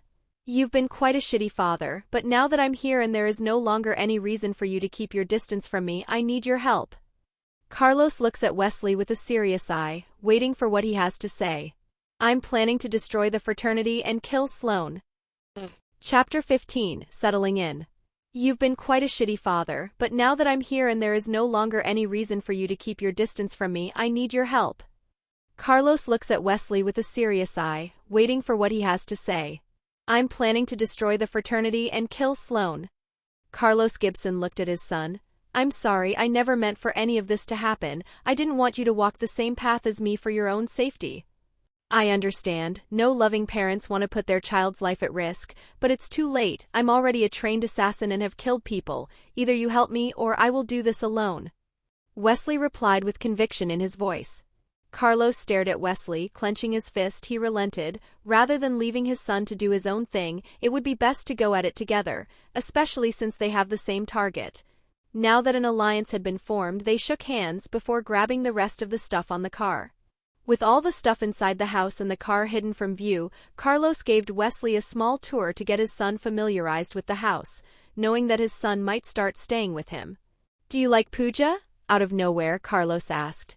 "Pooja who?" Wesley asked, since he really never gave a thought of knowing people's names unless necessary. "I'm talking about Fox. Her real name is Pooja." Wesley was surprised, but she does have a beautiful name. "Somewhat, it's just that I can't really be too affectionate of her, with how she's part of the fraternity and that I might have to kill her." Carlos just hums to that, knowing how painful it was to love someone and just lose them. He missed his wife and regret missing out on most of his son's life. On their tour, Carlos brought him to a guest room where his son could stay. "It's a little dusty since nobody really uses it. You can stay here for as long as you like. It's big enough for all your stuff and Annie." Carlos just smiles when he looks at the cat following along. He had seen how his son took care of the cat when she got forgotten by her owner at times. Making their way back to the living room, they notice a car stopping by. Picking a glance at it, they hear them talking. We lost track of him from all the detours he took. It might be possible that he got confronted by Cross. The mechanic and the gunsmith says on the radio. That's not good. He's our only hope of taking down Cross. Fox says on the radio. Keep searching, we can't lose him now. Copy that. They drove the car away again in hopes of finding a trace. Seems like they're getting anxious. They will start going on high alert with me gone. Let's take our time to prepare. Wesley says to Carlos. By the way, whose gun is this? Wesley showed Carlos an S.H.I.E.L.D 17. Mr. X, he was a good member of the fraternity, but he and Sloan had changed. With him on duty and away from base, I had to target him first. Carlos examined the gun as he admired it. A beautiful gun, one of a kind. Indeed, such a nice gun, so I kept it, along with several bullets that should be for that gun. Wesley opened the bag full of the gun's ammo and showed it before beginning to load his gun and prepare for his mission against the fraternity. We can prepare later, let's finish up with your room first. There is still a lot to do. I'll go grab you some new sheets while you set up all your stuff. Carlos commented, not in a rush. Wesley obliged as he set up all of Annie's stuff and gave her a bowl of food as she meowed and herself on his leg before going for her food. With everything taken care of, Carlos led Wesley to his room. Looking over the window, he could see his old room. TSK, what a view to spy on your son. I could almost see everything from here, and you even have a telescope pointing right at it. Wesley faced away from the window with Carlos, avoiding contact, feeling a bit guilty like he did something wrong. You know that I can't really contact you. That's really the only way I could keep an eye on you to ensure your safety. Carlos gave a weak, guilty smile to his son as he said that. Stalker, Wesley just smirks as he teased his father. Is this what you want to show me? Carlos just shook his head and opened a closet. Going inside, he pushed the back of it and showed a hidden room. Ushering his son to come in with him, he followed and was greeted by a dimly lit room. Carlos began showing him his workshop and plans against the fraternity. Looking around the room, he could see how much of a mess it is. It seemed that all fraternity members are a bit of a mess, from Sloane's office, the butcher's slaughter room, and even the shooting range haven't really been spotless. Like father, like son, your office desk used to be such a mess too. Cortana comments to Wesley that he is also not much different before his transmigration. Wesley just twitched and didn't say anything with his father beside him as he looked at the place. He could see a lot of different rifles. There were some that looked like they were just collectible, and some that were possibly modified and would need specialized bullets to use. This is my work desk. This is where I make my plans and keep all my tools for my work. Wesley noticed all the watches, some explosive canisters too. It all reminded him of the exterminator and his bomb-strapped rat. Are you planning on making bombs? And did you learn all this from the exterminator? Wesley asked. Yeah, he's very creative and good with the stuff. Carlos commented. I guess you're planning to use this to blow up the textile mill. Good plan. Wesley praised his father for setting this all up. I was planning to do that after I took care of all the people outside of the base, when they are finally all concentrated together. Carlos replies with his plan for the fraternity and when he'll use his makeshift bombs. Why did you betray the fraternity in the first place? Wesley asked with seriousness, even though he already knows the reason. Carlos sighs as he walked over to a drawer and took out a fabric. He gave it to Wesley. Taking it in his hands, he looked at his father. Target? Sloan. Chapter 16, Siege Plan, New Code Name. Taking the fabric in his hands, he looked at his father. Target? Sloan. Wesley had been shown the Loom of Fate. It was very similar to Hydra's algorithm made by Zola, except its use and final results were different. His father was once a top assassin of the fraternity, so he might know some stuff. Is the fraternity connected to other organizations? Wesley asked. Any connections? What do you mean by that? I mean, the fraternity is an organization of assassins that acted by the order of the Loom of Fate, and you said that Sloan has changed. Sloan won't easily change just because the Loom of Fate made him a target. He has his own desires. So where does his interest come from? Who gave him all the kill orders he forged from the Loom? Who's giving him benefits for successful kills? The Loom of Fate should have calculated all this. That's why it gave the order to kill Sloan. So who is Sloan connected to? Wesley asked all these questions in hopes of getting a conclusion. That makes sense. In the old days, the fraternity was usually tight on cash. Money used to come in irregularly, but a few years ago it all changed and cash began flowing in. The fraternity doesn't target people for money, but for the sake of humanity. I had my doubts, but I never questioned it since it's not our role to doubt the loom. But that was until I discovered Sloane's name on a Throne Fabrics loom. Carlos begins to doubt the origin of all the cash the fraternity had begun receiving. So no intel on who they might be? Wesley asked. No, Sloane was in charge of everything. He reads the loom and handles the funds of the fraternity. All we do is receive our mission and execute it. Carlos says back. We need to look into this. We can't be left in the dark on who funds all these assassinations for Sloane. I'm good with computers, and even though it hasn't been long since I've become an assassin, I know my way in being undetected. So I will go ahead and look for intel while you go ahead and prepare for our invasion. Wesley gives a direction to their plan and what role they will play. My plan was to first take out all the assassins outside of the base. Attacking them head-on is risky. Carlos doubts taking on such a risk. Wesley cracks his knuckles as he shows full confidence to Carlos. Don't worry, Sloane is the backbone of this new fraternity. We take him out and the whole organization will fall apart. So just prepare your initial plan to siege the textile mill ahead of time. The current fraternity are no longer like the old times. It's now desecrated and defiled by greed. Their old mission had long been gone, and if Sloane were to die, money would no longer flow and the fraternity would become decrepit and abandoned. It's late now, let's start tomorrow. Anything you want to eat? Carlos asked. Anything is fine, I'm not that picky with food, and you know how hard life was for me before. Wesley just smiles and laughs at his old life, and knowing that Carlos knew exactly how his old life used to be. Carlos left the house to get food to eat, while Wesley stayed to make sure he didn't get seen. Left alone in the house, he stayed in the workroom and looked around at the weapons. Looking at the many knives on the wall, he thought of making use of the skills he learned from the butcher, so he chose among the knives on the wall and tested them, slashing and stabbing the air in very swift motions, performing moves that he trained from the data that Cortana sorted and had given. In the end he chose 2 double-edged daggers, one long and one short. Something he could conceal, use for quick attacks and defend, and has a balance build to throw at enemies. With twin knives chosen and concealed, he thought of getting another pistol too. A dual knife wielder and dual pistol wielder looks and sounds cool. Unfortunately there wasn't any pistol he could use, something that would pair great with his unique Imani S.H.I.E.L.D. Thinking of a great pair for his pistol, an image of Fox's custom .45 caliber Safari Matchmaster semi-automatic pistol came to mind, unfortunately still in its owner's hands. Carlos had come back along with their food. Time to eat. I got us some tacos and burritos down the street. Thankfully they are still open. Making his way down, they went to the kitchen to eat. So, I don't really feel comfortable calling you Dad since you've been gone for the rest of my life, and I don't really know your actual name. It's fine, I know how disappointed you are with me, and I don't really deserve to be called your father. My name is Carlos, but you can continue to call me Cross if that's more comfortable. It is my code name after all. Carlos just smiles at his son. With so many things going on since they reunited, only now could they settle down. I've also become an official member of the fraternity and became a bona fide assassin. I deserve a code name myself. Wesley smugly declared to his father.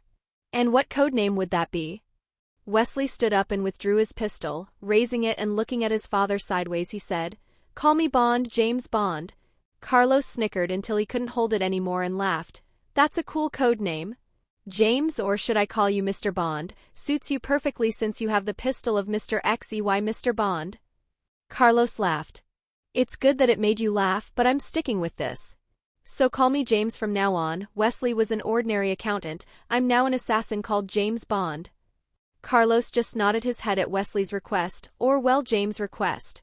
"By the way, Cross, I've been very busy with all the training and stuff, and with the fraternity constantly having eyes on me, I never really watched the news. Got any info on Stark Industries?" Stark Industries? Well, all I know is that Tony Stark got kicked out of the board of directors and that's it. Any reason for it? Cross got curious on what James was playing at. James smirks and decides to tell Cross. "I bought stocks of their industry during their lowest points. I'm expecting for it to bounce in a few weeks. And how much are the stocks? Well, thanks to the fraternity, I own over $60 million worth of stocks." Can't believe you managed to convince them to loan you that much money, and now they have no way of getting that back from you unless they kill you. Cross felt proud of James on how he conned Sloane. With all business done, they got ready for bed and went for an early sleep. Wesley, now James laid down in his new room, with Annie jumping on the bed too and laying right next to him. James smiled before stroking Annie's back and telling her goodnight. Chapter 17, New Armory and Preparation. With all business done, they got ready for bed and went for an early sleep. Wesley, now James laid down in his new room, with Annie jumping on the bed too and laying right next to him. James smiled before stroking Annie's back and telling her goodnight. Meow. A paw was placed on James' face. Morning arrives. Opening his eyes, he sees Annie on top of him with her paws on his face. Grabbing Annie and setting her aside, he rubs his eyes and yawns. Bzzzt. A jolt of shock spread throughout James' body. Morning, stupid master, a wake-up shock should get you ready for the day. Oh my heart, I just can't get used to that whenever you do that. James complains as he gets himself ready, not forgetting to make sure that Annie has food for the whole day and possibly longer just in case. Meeting up with Cross before they both leave to pick up whatever they would need for the siege and info gathering, James asks for a favor. Hey Cross, since you're getting some gears and stuff, mind getting me a pair of pistols? I'm just gonna set the Imani Sure aside till I get my hands on a perfect pair for it, so 2 simple pistols that I can use akimbo style would be nice. You know, it's not really easy to use 2 pistols and hit a target with every shot, but with my blood in your veins and proper training, it will be something they would fear from you. I'll get you a good one, treat it as a gift. Cross just replies back, hoping it gave him a nice dad vibe from all the years he lost. As Cross has left, he double-checks himself to make sure he doesn't look recognizable before going out as well and getting a taxi. Wesley had left the building. Do we continue tracking him, sir? Or should we follow Cross? An agent reported to the man in a suit. Follow the boy. It's suspicious how he gained intel about his father, more so the location of where his father stayed. A somewhat balding man ordered and pondered the situation.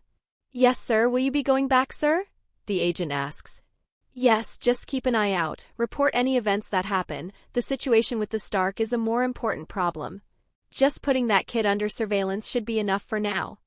The hire agent replied. James got off the taxi and headed for a second-hand electronics store with lots of spare parts to find what he needed.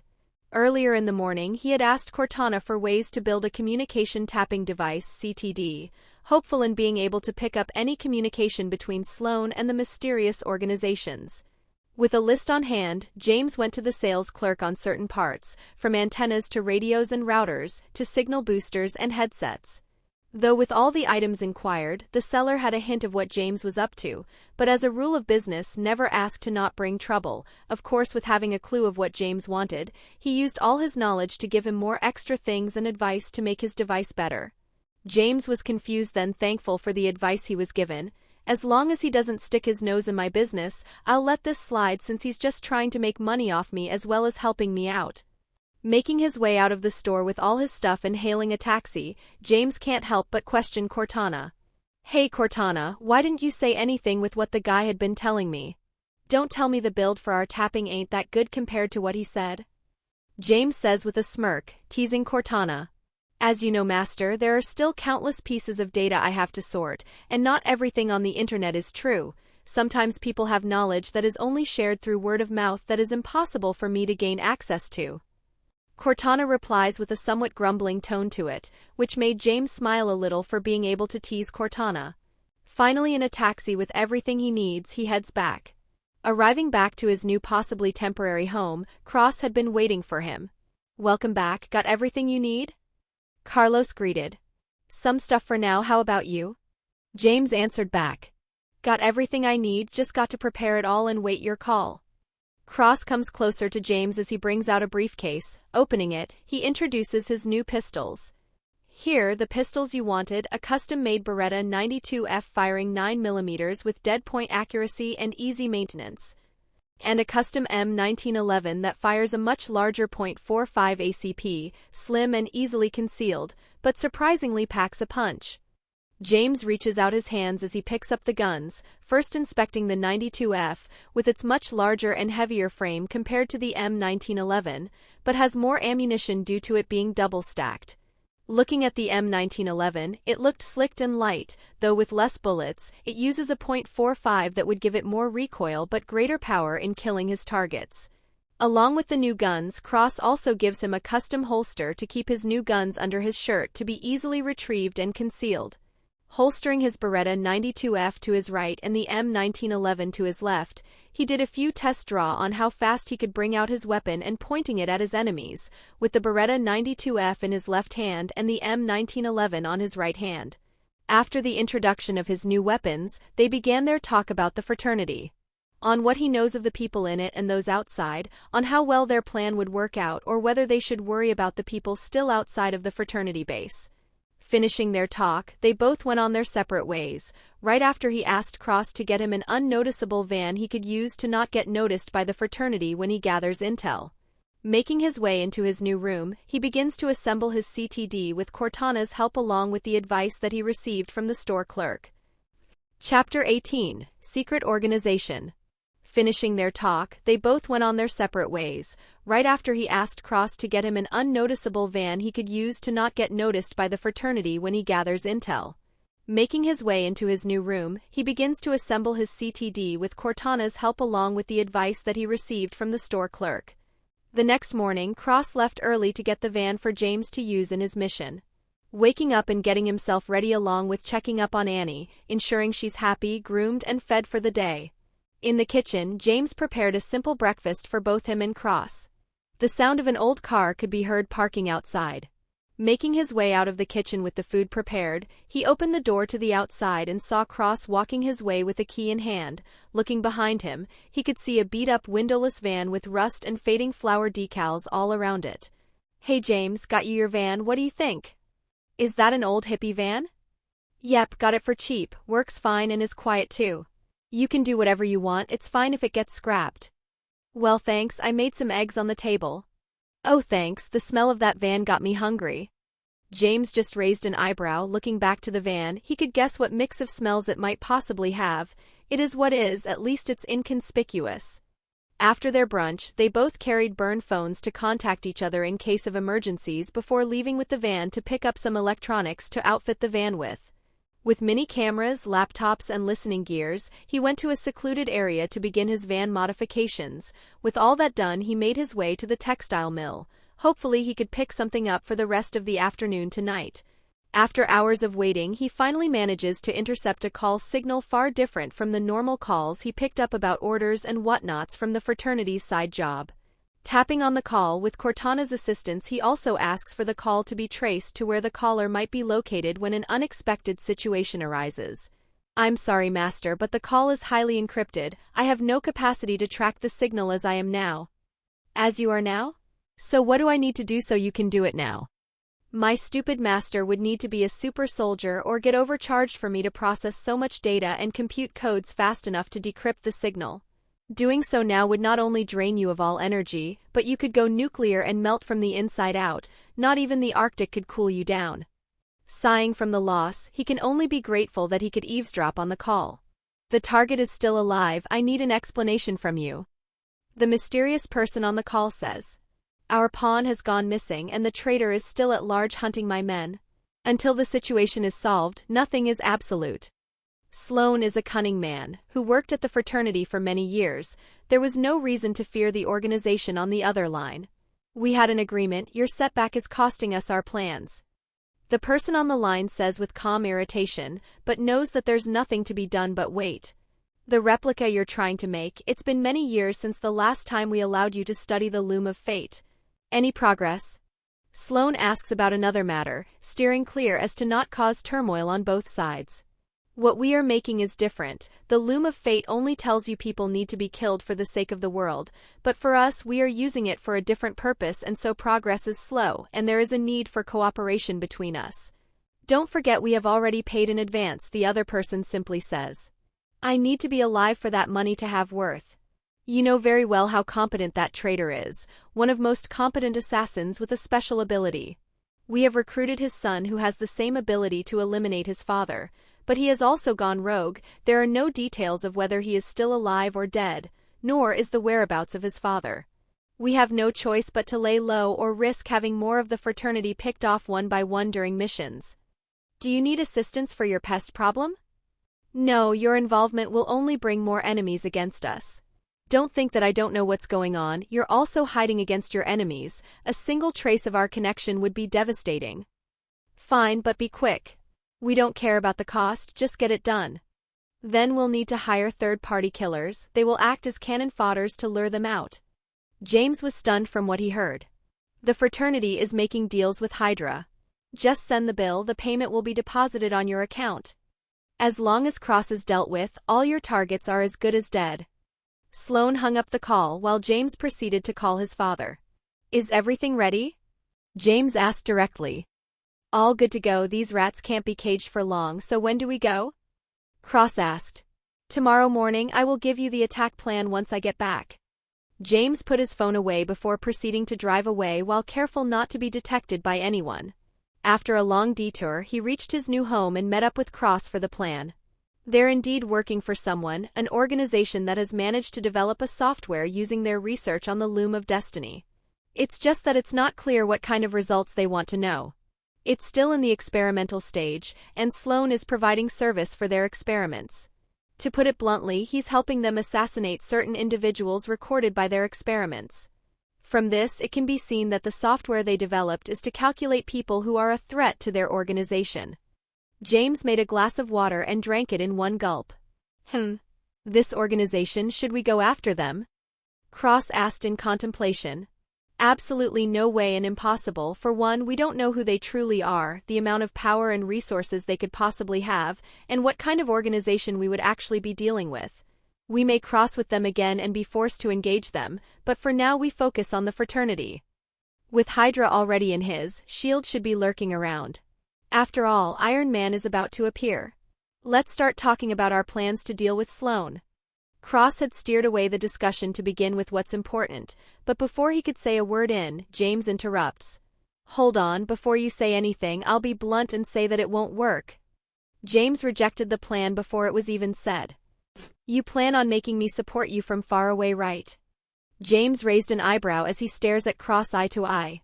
Of course, you barely have any experience, and I can't just let you dive head first in the viper's nest. Cross says with conviction. Too bad for you, but I got absolutely no skills in long-distance support. I've only been trained for a few weeks, but in those weeks I had mastered every teachings they taught me of hand-to-hand combat, knife skills, and pistol wielding. I am more skilled in close combat, so I need you to be outside as a sniper and keep an eye on me and any enemy that approaches. Absolutely not. I won't allow you to go in alone, there's a limit to where I can see and protect you. Cross creases his eyebrow, worried for his son for wanting to storm the castle alone and subject himself to gunfire. You know very well that what I said is correct. I have no use outside, and I know the people of the fraternity during my training. I have fought with their strongest people since they show no mercy. Don't forget that your blood runs through me and we both have the same abilities, they are not even an opponent. As long as I am not surrounded by them, everything will be fine. By the way, did you buy the grenades? Yes, I did. Fine, you're right. But try to fight close to a window. Cross is a professional assassin. He knows when to give up once he sees the conviction in his son's eyes. His son had grown up, no longer he could control. Tomorrow morning I'll drive the truck to the factory, crash it in reverse, and release the rats. At this time I'll park the front of the truck at the gate to protect myself to the best of my ability, as you cover me with your sniper rifle from my blind spots. After the rats enter the textile factory, the bombs attached to them would be detonated. The glass here is basically gone. This is very beneficial to us and can play the effect of your long-range sniping. I have seen records of your jobs and your marksmanship never misses its target. Was James brave? He was certainly brave enough, but he knew very well that as long as Cross was outside, he would not be in too much danger. Because if he died, none of the people inside would live. And he had Cortana to help him, so it was easy to control his ability and the AI assist that she provides in always seeing his target and perfect control of his body. Just that alone makes him the ultimate human-level assassin. Chapter 19, Rat Chaos. Was James brave? He was certainly brave enough, but he knew very well that as long as Cross was outside, he would not be in too much danger. Because if he died, none of the people inside would live. And he had Cortana to help him, so it was easy to control his ability and the AI assist that she provides in always seeing his target and perfect control of his body. Just that alone makes him the ultimate human-level assassin. The next morning, James was up before the sun. Cold water splashed to his face, a quick rinse, then straight to business. Gear check is routine by now. His 2 pistols holstered under each arm, clean and unmarked. The custom-carved S.H.I.E.L.D 17 went into the back waistband, easy to draw, easy to hide. Short blade strapped to his left forearm. Long dagger sheathed along his right calf. Ordnance jeans, flexible enough to move in, thick enough to dull a lucky blade. Leather jacket with built-in lining held a single grenade, dangling in just the right spot. He twisted his torso a few times. No snags. No sound. Cross entered the room holding a black control key the size of a chunky lighter. The firecrackers are loaded. Fuses wired to the cab. This key triggers the latch at the back of the truck. I'll be supporting you from a high-rise 2 clicks out. 2,000 meters. Not something most snipers would even attempt. But Cross wasn't most snipers. And James knew better than to doubt him. Just then, Cortana's voice pinged in his head like a background notification. S.H.I.E.L.D surveillance confirms, Gibson and Son left their safe house fully packed. Could be moving or staging. Keep track of them, James replied quietly. Let's see what kind of heat they're really packing. He climbed into the driver's seat of the modified garbage truck and set course for textile mill number 17, the fraternity. The place where everything would either start or end. Halfway there, James found himself trying to recall the events of the movie. It was foggy, deliberately so. Remembering too much could kill him. This world didn't follow the script anymore. Everything had changed. Carlos, you in position? James asked, pulling up across the bridge from the target location. Setting up now, came the calm reply over comms. James waited. He could hear Cross unpacking equipment on the other end, tripod legs clicking, gear shifting. The man didn't use a modern scope rifle. No, Cross brought 6 old-school bolt-action snipers with him, each mounted on individual stands. Precision weapons. No rapid fire. 1 bullet, 1 purpose. Don't rush, Cross said. Single-shot rifles. 6 shots total. Reloading takes time. Got it. I'll handle the chaos and stay sharp. Just keep 1 gun primed in case someone finds your perch. Cross gave a simple understood before hanging up. James drove across the bridge and parked the truck with its nose facing away from the main gate, ensuring that there is no direct line of fire while he busts the gates down and release the rats while under fire. A small observation window cracked open from inside the factory gates. Someone was watching. By the time they realized what was happening, James had already hit reverse. Boom! The gate slammed open. The truck surged through, metal grinding on concrete. James slid to a stop with the cab tucked between 2 old battlements, using the thick structure as cover. From above, Sloane peered down, lips barely moving. Kill him. Tires screeched. The outer perimeter guards mobilized, fanning around the compound. Tap tap tap tap, automatic fire erupted. Bullets slammed into the truck's metal shell. James ducked low and flicked the fuse control. FZZZ pop pop pop. The fake firecrackers inside the truck ignited in sharp bursts. In reality, they were panic triggers, wired to unleash a tide of rats.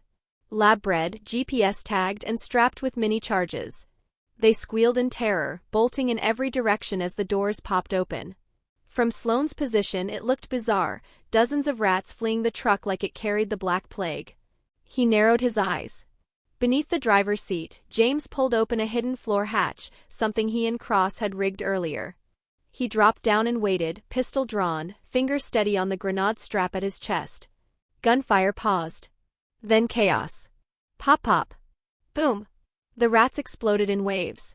Microblasts echoed throughout the factory. Glass shattered. Men screamed.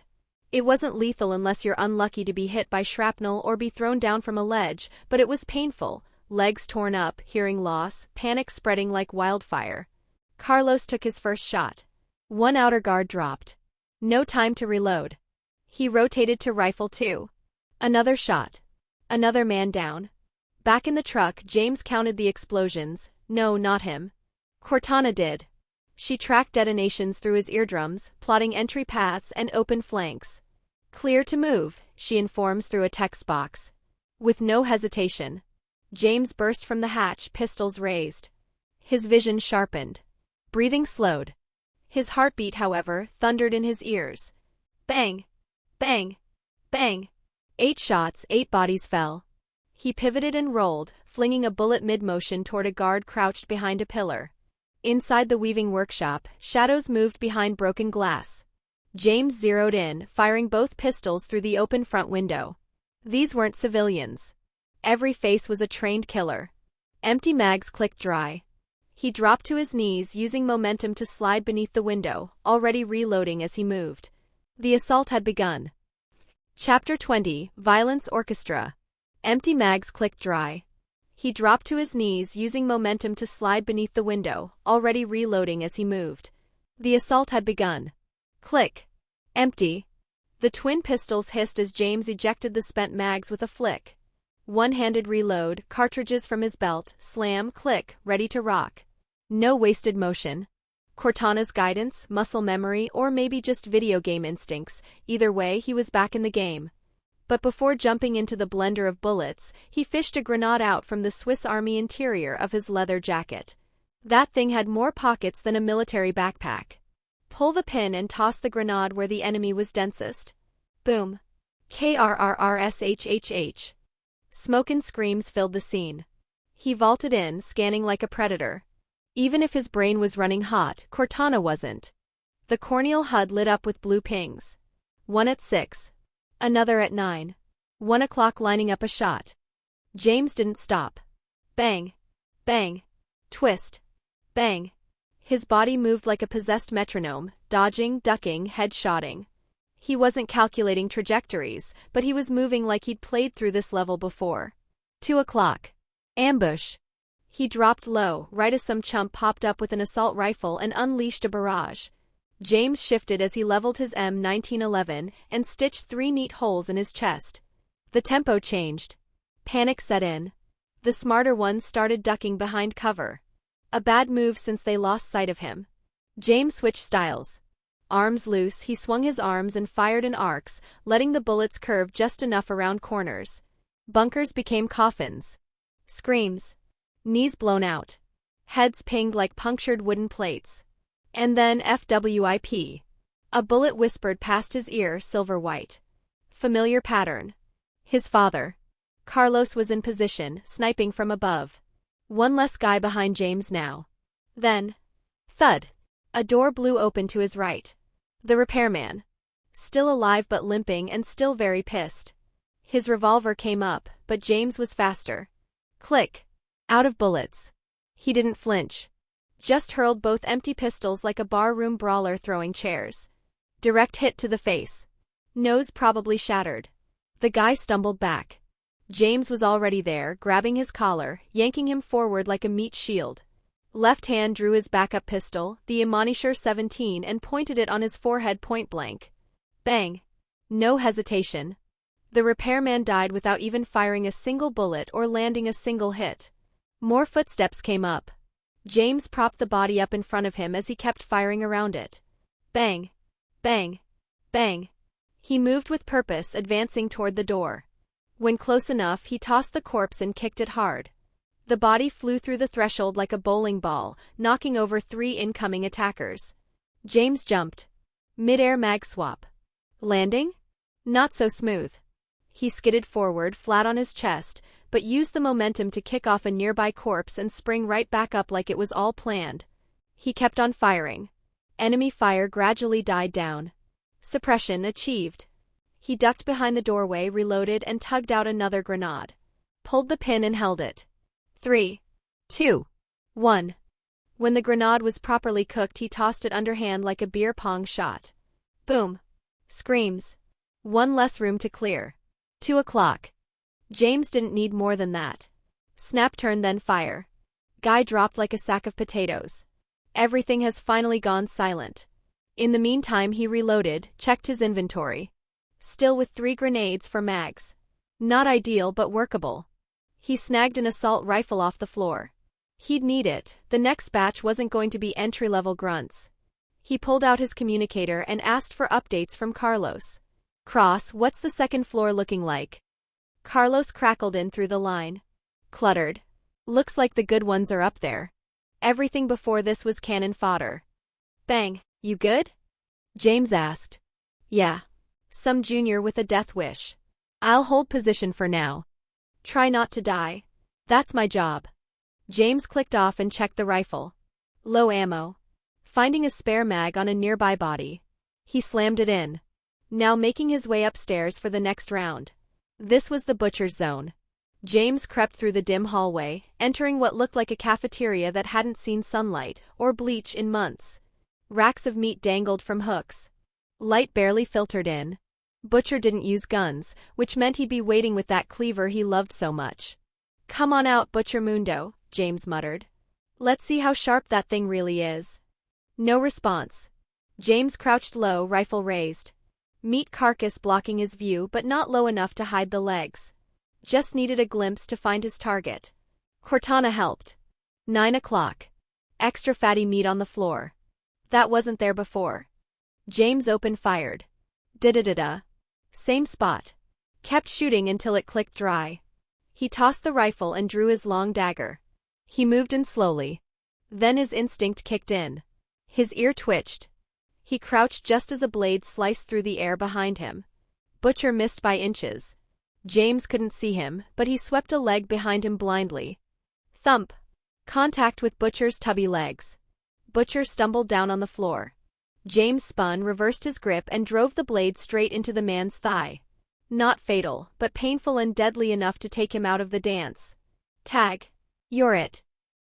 Chapter 21, Coming Downfall. James spun, reversed his grip, and drove the blade straight into the man's thigh. Not fatal, but painful and deadly enough to take him out of the dance. Tag. You're it. Poochie. The dagger stabbed deep into the butcher's thick thigh. A scream, raw and primal, erupted from the fat man as James yanked the blade free. The man was built like a walking meat locker. Layers of fat, slabs of muscle, and a tolerance for pain that made normal men look like weak children too afraid of a small needle. But a blade deep in the leg? That still stung. Butcher reacted faster than expected for a man with a stab wound and a BMI that screamed early heart attack. His cleaver, a rusted slab of iron with dried blood still crusted on the edge, swung out toward James's foot like a meat-seeking missile. James jumped away. Not clean. Not pretty. But high enough for the blade to whoosh beneath his boot.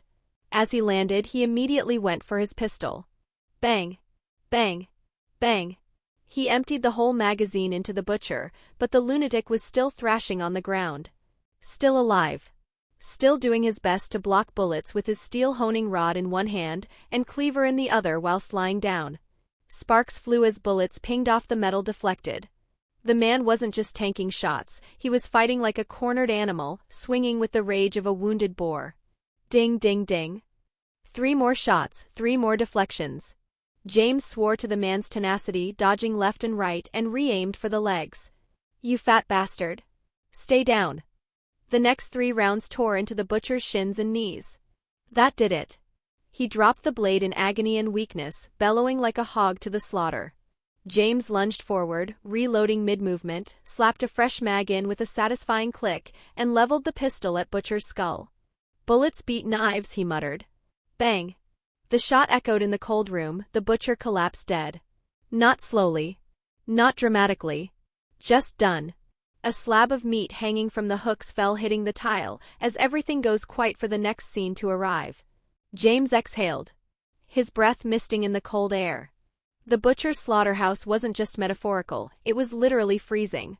Blood congealed fast here. Metal smelled of rust and guts. That had been too close. Note to self, never underestimate obese psychos with blades. Cortana's HUD pinged softly. Vitals stabilizing. Heart rate decreasing. He nodded slightly. Yeah. Thanks, Cortana. He reloaded again, muscle memory at this point, and pressed forward. The hallway ahead was narrow, flanked by metal lockers and cabinets.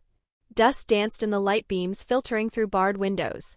On the far end, an arched double door led into the file room, his next target.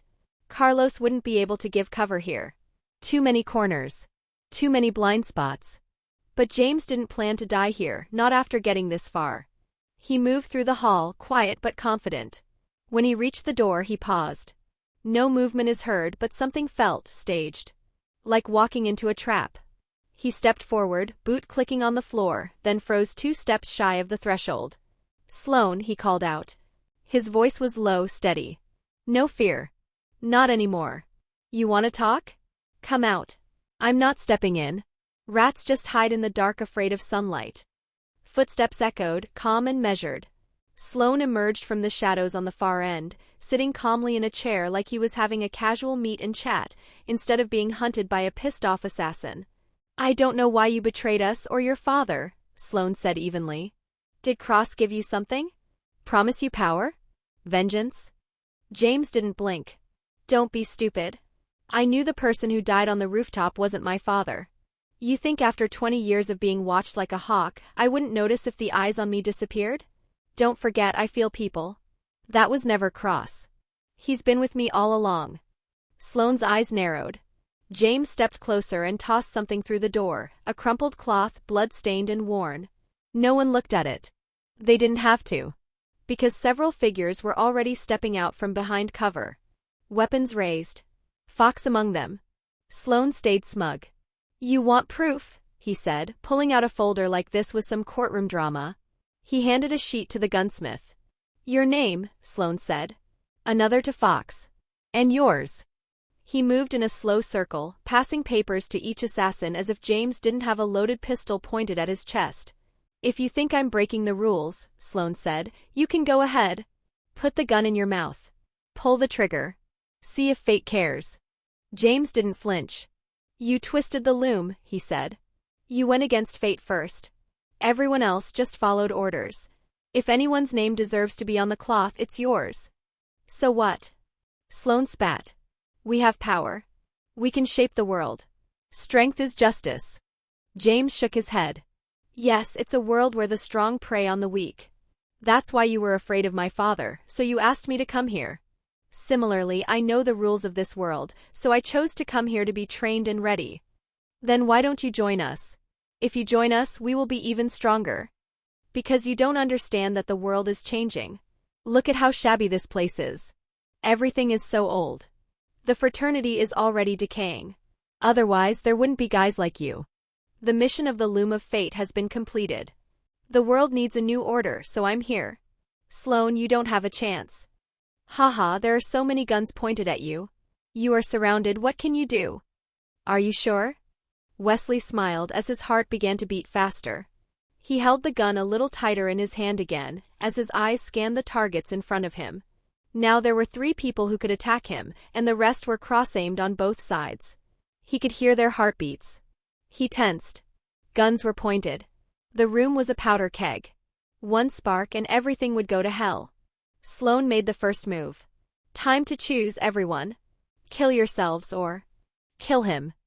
The gunsmith hesitated. Looked at Fox. Then at Sloane. James stirred. The gunsmith glanced at Sloane. "Of course I'm going to shoot this bastard." James moved out. He used his feet to kick the wooden doors shut behind him. With the sudden closing of the wooden doors, inside was panic. Muzzles jerked. Triggers were pulled. A hailstorm of bullets filled the room, ripping into wood, shredding cover. The only exception was Fox. James was already airborne. He jumped, legs kicking on the opposite cabinets, dangling like a ninja. Up and pressed flat against the roof beams just above the door. A trick he'd learned from Cross, always go up when the floor turns to lava. The noise below was deafening. But he could hear it, click, click, click. They were out of bullets. Time for curtain call. He yanked 2 grenades from his belt. Popped the pins with practiced flicks. Then let them drop and roll through the wooden door's gap like coins into a vending machine. Boom, boom, screams followed. Fire licked the cracks of the doors. Smoke curled up. Muffled cries. Some tried to crawl. Others tried to shoot again, too slow. Then a new sound. Not explosions. Not rifles. The distinctive crack of an M1911. James's eyes narrowed. Fox. He landed in a crouch, kicked open the smoldering door and scanned the room. The room was full of bodies. Blood pooling, smoke rising. Fox stood in the center, pistol raised, but not at the others. At herself. James stepped through the doorway, heart steady as a drumbeat as he stared at Fox eye to eye.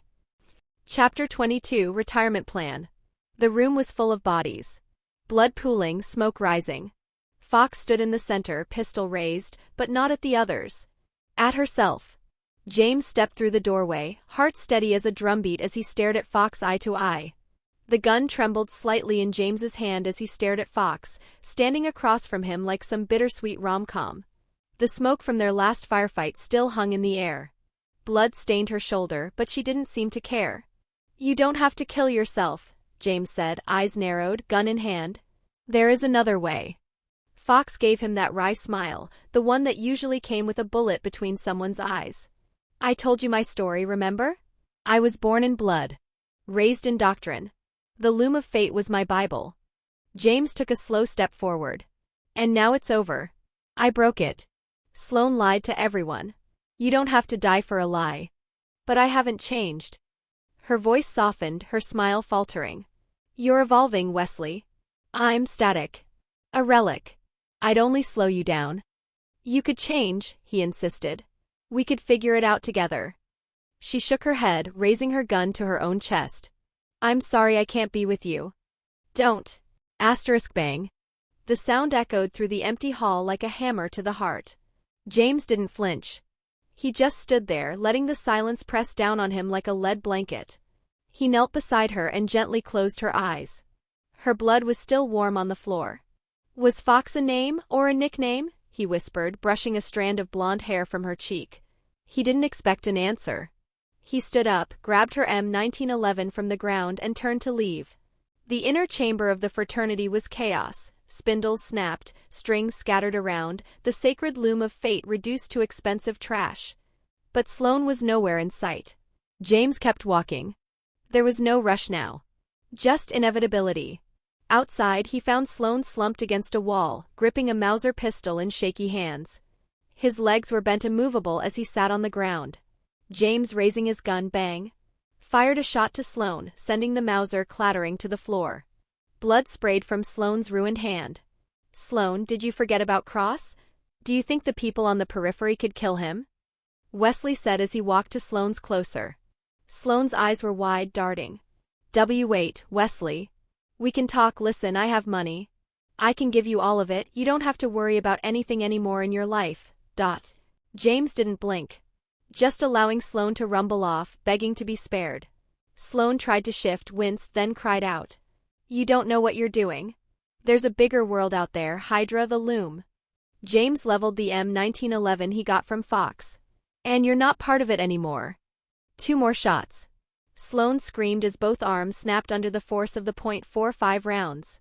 James crouched and searched through the man's pockets as he screamed in pain.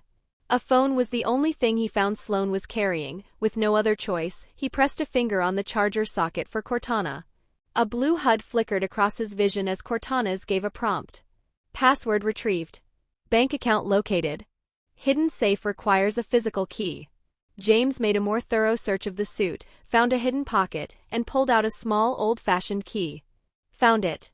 He stood. Sloane groaned, coughing blood. "You don't have to." James shot him in the head before he could utter any more words. Carlos's voice buzzed in his ear. "You good?" James exhaled. "Yeah. Fox is gone. Sloane's dead. Place is clear of anyone. Bring the car, we're burning this place." "Copy. Be there in 5. Carlos arrived in a boxy old utility van, bruised but intact. His eyes scanned the scene, James standing over Sloane's body, the shattered loom of fate in the distance. "You okay?" Carlos asked with concern, stepping out. James shook his head. "Not really." He gestured toward Fox's body, still lying just inside. Carlos's gaze dropped. He nodded. "I'm sorry." "We weren't officially together," James said quickly. "I don't even know if she considers me a friend, much less something more." Carlos placed a hand on his shoulder as he said nothing but gave a grip of reassurance. They began sweeping the facility. James moved through the rooms like a grim accountant, collecting phones, cards, weapons. Carlos found crates of ammunition, emergency funds, more weapons, some antique, some illegal, all deadly. "Dozens of phones, dozens of bank accounts," James muttered. These people really didn't believe in taxes. They loaded everything into the van. Then James returned to Fox's body. He picked her up gently, carried her into her room as he laid her on the bed, brushing a hand over her forehead. "The world's changing," he murmured, pressing a kiss to her lips. "Maybe you'll see it in the next one." A tear dropped on her face before walking away. He closed the door behind him. A final goodbye. Carlos doused the floor in gasoline. James didn't look back. "You ready?" Carlos asked. James nodded. "Let's light it up." Carlos raised his pistol, fired a single shot into a metal plate and created a spark that drops into the puddle of gasoline. Fire roared to life like a phoenix awakening. They began to walk to the van, backs turned to the flames. They drove in silence for a while. The road ahead was empty, quiet. "So," Carlos said finally, "where to?" "New York," James replied. "We've got bank accounts to empty, documents to dig up, and faces to change. You still know how to do makeup." Carlos snorted. "Please. You think assassins don't have drag experience?" James chuckled. "Good. We'll need disguises to move Sloane's money and avoid S.H.I.E.L.D. "And you still want training?" James nodded. "The crash course wasn't enough. I want the real deal. From start to finish." Carlos smiled. "Then let's go to where it all began. I've got friends there. The real fraternity." High above, a S.H.I.E.L.D. surveillance drone hovered. Inside a command van across the city, a pair of agents watched the screen. "The Gibson boys just torched the fraternity. Whole place is gone. 2 guys took down an assassin HQ. That's insane. Should we make contact?" A voice from behind them answered coldly, "No. We spook them now, we lose them forever. Keep watching. New York's heating up." Back in the house, James sat at the window with a pair of binoculars, Annie meowing and nuzzling by his side. He stared at his old rental across the street. Casey was gone. Probably moved in with Barry. James smiled, then whispered, "Good luck with that dumbass." The next 2 days were a blur of work. James and Carlos split up, each draining bank accounts, walking out with duffel bags full of cash. Assassins had a habit of storing passwords in their phones like boomers. Most of them worked, and those that don't, he got Cortana to help. By day 3, they hit the jackpot, Sloane's personal vault. The bank was quiet. The private room was colder than expected. James slotted the key into the safe and turned it. Inside, stacks of documents, contracts, and property titles. Signed, notarized, and ready for a name swap. "Damn," James whispered. Sloane really was planning to retire. He picked through the files, lips curling into a grin. "Well," he said to no one in particular, "guess I just inherited a retirement plan." Chapter 23, Property Tour. Inside, stacks of documents, contracts, and property titles.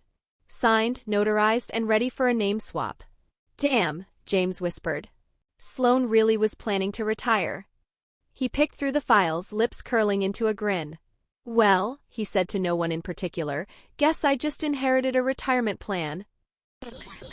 Back at the house, still reeking faintly of charred drywall and gunpowder, James stood over a table cluttered with maps, paperwork, and a ridiculous number of property deeds. Carlos leaned against the doorframe, arms crossed, surveying the organized chaos like he was deciding whether to comment or just light a cigarette. "I can only say," Carlos said, "that Sloane was unlucky to try and use you." James smirked without looking up. He ran an ancient assassination cult and forgot the golden rule, always delete your browser history. Carlos chuckled quietly. He was old. Probably thinking about retirement. It doesn't matter now. The fraternity is dead and it should stay that way. Agreed. Question is, when do we leave to settle all these accounts? Tomorrow. With Sloane's offshore accounts cleared. I had transferred the funds and bought 3 million shares of Stark Industries stocks as you said, because why not invest in the guy who wears a flying tank? The rest is with our usual withdrawals. James held up a stack of documents. These are real estate titles. Looks like Sloane had a thing for New York, villas, apartments, you name it. Makes sense considering his plans. Carlos nodded. Then New York it is. James glanced at the pile of firearms stacked against the wall like a true American gun enthusiast of freedom. And what about all this? You planning to start a militia? We're assassins, Carlos said. Firearms are part of the lifestyle. Yeah, but this is excessive. We need high-quality weapons, not Soviet leftovers and ninja wannabe toys. For now, we are using the pistols as we stash the rest. We'll restock in New York.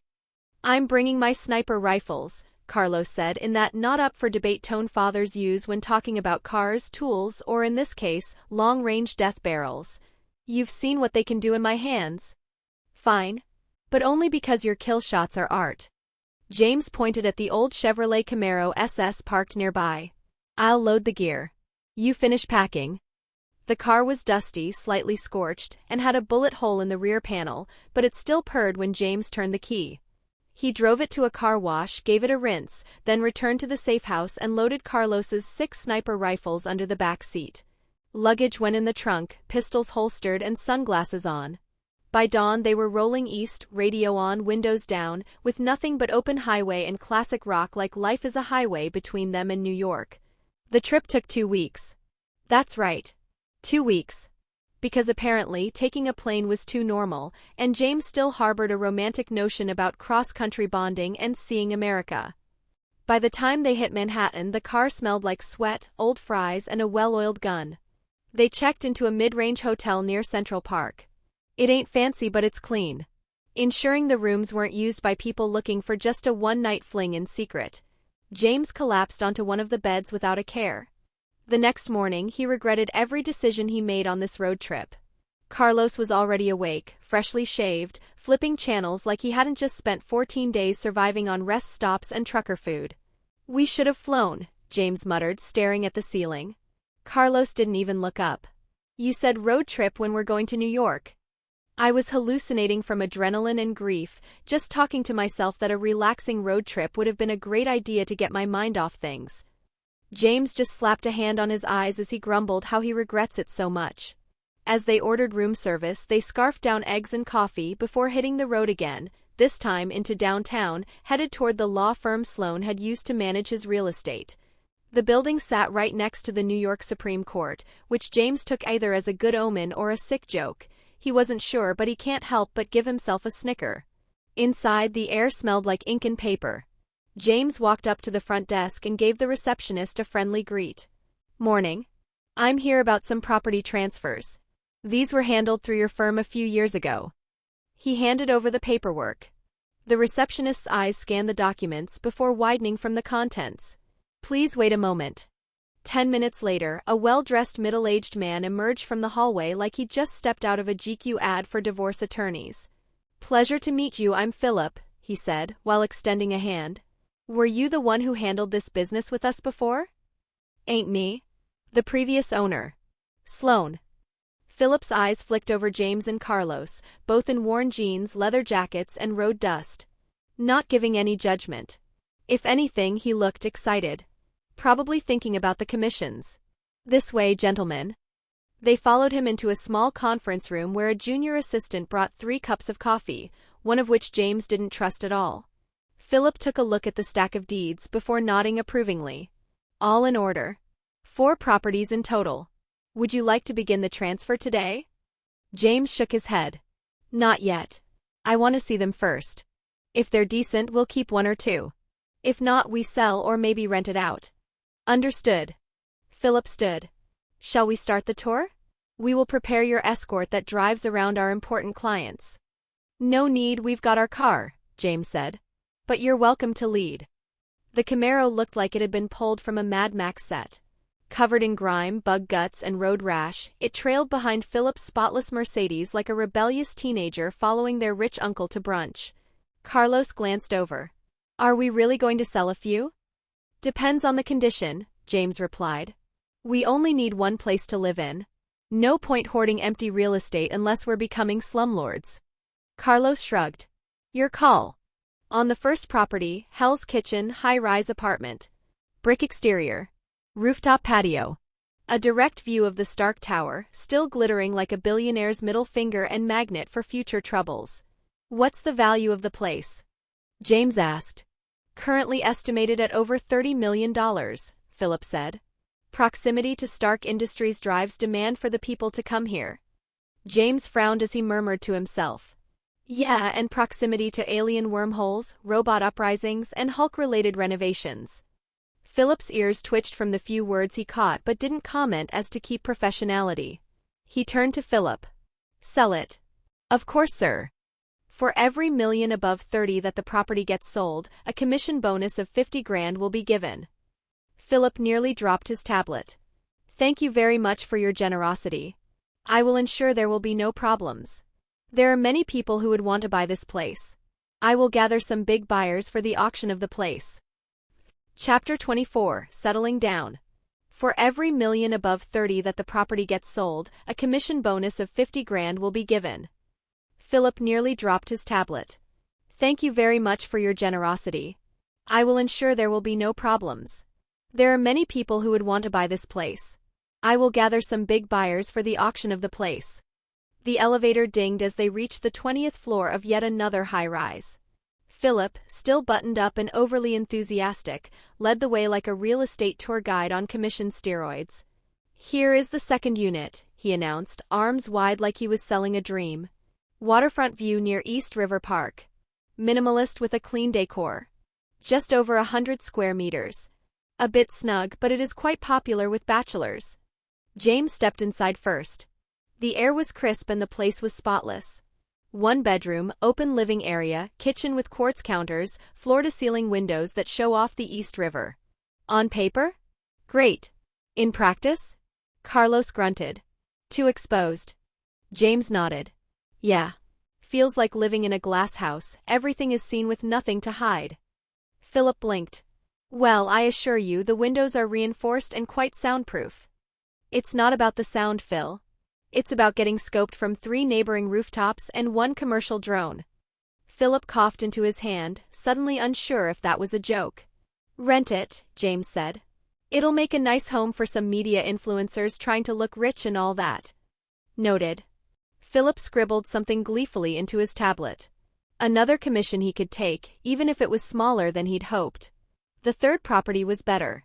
A sleek apartment in a newer complex, top-floor unit, big open space, and more than twice the square footage of the last one. Newly built with not much history to it, which James liked. No chance for the ghost of Sloane to linger in the walls. He stepped out onto the wraparound terrace, taking in the skyline, the quiet hum of Midtown, and the lack of superhero-related damage in the vicinity.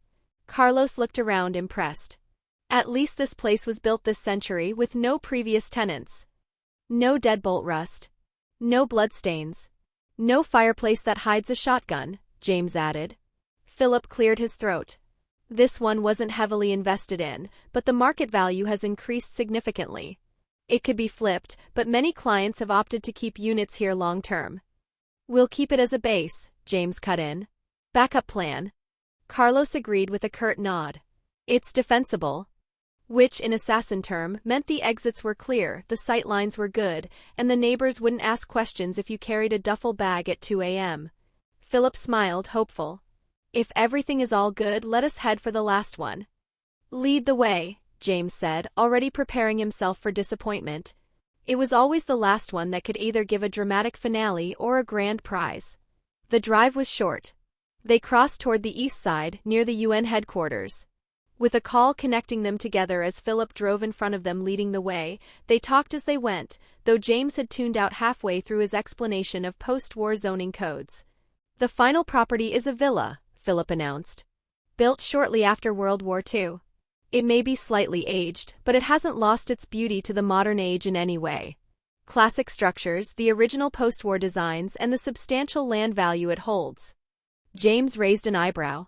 Define substantial. As they rounded a corner where the villa would come to view. Oh, Carlos muttered. Oh hell, James said. The place wasn't a house. It was practically a dam estate. Wide lawns, iron gates, trees taller than the building itself. A football field away from the Robert Moses Playground, and across the street from the United Nations compound. In New York. They parked out front. James stepped out and squinted at the absurd expanse of concrete, marble, and faded grandeur. This isn't a villa, he said. This is a mini-embassy. Philip beamed. Technically, it's a zoned residential, though if you wish to rebuild it, the land could support multiple high-rises. Nope, James interrupted. This is a magnet for every drone, spy satellite, and random intern from an intelligence agency doing a neighborhood scan. Carlos circled the property like it personally offended him. Even if we rebuild, someone's gonna wonder what two guys like us are doing here. Philip laughed awkwardly. Well, in America, if it's legal and you have money, you can do anything. Yeah, well, we're trying not to be noticed. This screams cartel safehouse or retired Russian arms dealer. Carlos gave the long driveway a final look. We're not living here. James nodded. Third apartment it is. Back in the car, they made the decision official. Sell the first 2 apartments, James told Philip. Auction this villa off. Don't even bother flipping it. Someone with a security team and a black SUV fetish will love it. And the third apartment? Philip asked. We keep it. It's high up, quiet, and easy to fortify. Carlos added, and we can make modifications without a city council hearing. Philip was already typing faster than a Wall Street intern on Adderall. Understood. I'll get in contact with our auction partners for the estate. There's a chance we could interest some foreign investors. The lot alone is worth. Do whatever you want with it, James said, stepping into the car. We're just gonna live like 2 boring guys trying not to get haunted down. Oh, one last thing, Philip said as they prepared to drive off. The third apartment hasn't been renovated. Shall I recommend a designer? James smirked. Send us the list. No marble statues or minimalist chic nonsense. Just make sure the walls are bulletproof and the kitchen doesn't suck. Philip made sure to keep his new clients happy. With the massive potential commissions he would get, any and every suspicious and concerning talk his clients might have said was just thrown out the window and forgotten. That evening, James and Carlos returned to the top-floor apartment. It was empty, quiet, a little dusty, but peaceful. For once, no gunfire. No alarms. No explosions or any sort of noise in the distance. Just the city humming beneath them. Cortana flickered to life in James's eye, her blue interface appearing before him. Location confirmed. Threat matrix 0, structural scan adequate. Welcome home, James. James let out a breath he didn't know he was holding. Carlos cracked open a beer and sat by the window. We did it, James muttered. We're really out. For now, Carlos replied. But they both knew out didn't mean safe. Not forever, but it did mean peace for the meantime. And for now that was enough. Chapter 25, They finally came. Carlos cracked open a beer and sat by the window. We did it, James muttered. We're really out. For now, Carlos replied. But they both knew out didn't mean safe. Not forever, but it did mean peace for the meantime. And for now that was enough. James and his father were ready to leave New York. Their next stop is to visit Carlos's friends and begin the new training. Even though he wasn't officially an assassin anymore, James still wanted to keep improving. Skills were skills, and Carlos didn't mind helping his son get better. Downstairs, James gave his Chevrolet Camaro SS a quick look. This car's done its part. Kinda amazing it even made it to New York. I should sell it and get something better. You also need a car, James said casually. It's your money, Carlos replied without much care.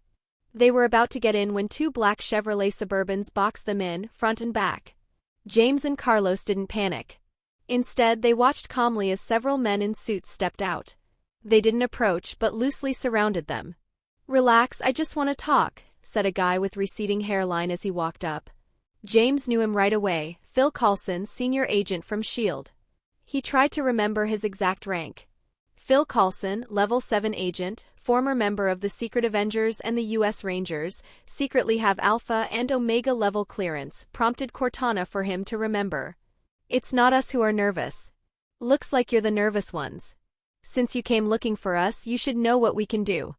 Get to the point, James said, sounding unimpressed. He had every right to act confident now. Even if it was Coulson, James didn't have to care. Fair enough. Why don't we talk somewhere else? I'll ride with you, Coulson offered politely.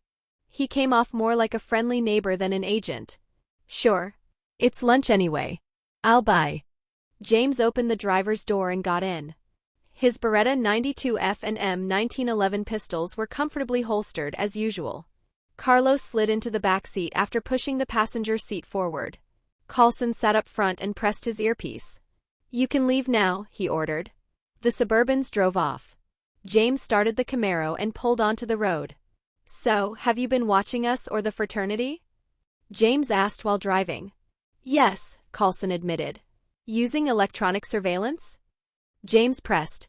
Yes. James figured as much. You don't tail assassins directly unless you want body bags. Electronic monitoring made sense, especially with S.H.I.E.L.D's lack of superheroes at the moment. Plus, Hydra's infiltration meant any conflict could get messy fast. So you want us to join? James asked. Oh wait, my dad's retired. That leaves me, right? Right. It's a pity though. Carlos Gibson is legend. But retirement is retirement. Coulson confirmed what James already figured. They were only after him. Inside, James asked Cortana for advice. Should I join? He asked mentally. I can't say for sure, Cortana replied. But the Tesseract is an energy source. Contact with it might help me evolve. That caught James's attention. Leveling up Cortana on his own would take forever. The Tesseract could change that. Still, he wasn't sure S.H.I.E.L.D. would even let him near it. Soon they arrived at a fancy hotel with a high-class restaurant. James parked and they headed to the restaurant. Order whatever you want, James told the others. He went big: steak, pasta, cake, seafood, soup, and beer. The waiter can't help but stare at him at his massive appetite. What? Never seen a guy from out of town before? James said, glaring. The waiter backed off. Coulson ordered something basic. Carlos stuck to his usual diet. So, about joining S.H.I.E.L.D. Coulson began. You haven't even told me what you guys do and you expect me to join? James replied. I can't say much. It's classified. You'll know after you join, Coulson answered. James smirked. Or is it that you think I'm just average, so there's no point in telling me yet? You're not average. You're a top-tier assassin even if you're new to the game, Coulson said. Wrong. I'm not an assassin. Just a guy who got pulled into a mess and helped clean it up with my dad, James said firmly. Sure, he made good money in the process. His Stark Industries stocks and S.H.I.E.L.D. shares proved that, but he didn't care much about titles. I can only tell you S.H.I.E.L.D. handles global security, Coulson added. James nodded. He wasn't Tony Stark, but having Cortana, his training, and his weapons made him far from normal. I'm in. But I need time. My training's not finished yet. Everything so far has just been basic, James said. No problem. You'll go through agent training anyway. That's fine. Can't hurt to learn more. The fraternity was ancient. They didn't even use proper security. Guys literally had bank passwords saved on their phones. They probably didn't spend much or rarely left their hideouts, Coulson guessed. Exactly. By the end of the meal, both sides were happy. James got closer to the Tesseract and S.H.I.E.L.D. got a new recruit. After Coulson left, Carlos asked, Why join? James shrugged. It's not just for you. I'm interested myself. Sitting on money doesn't excite me. Joining S.H.I.E.L.D. keeps life interesting. Plus, they'll help us clean up any leftover problems. They know how this stuff works. James smiled, already planning his next move.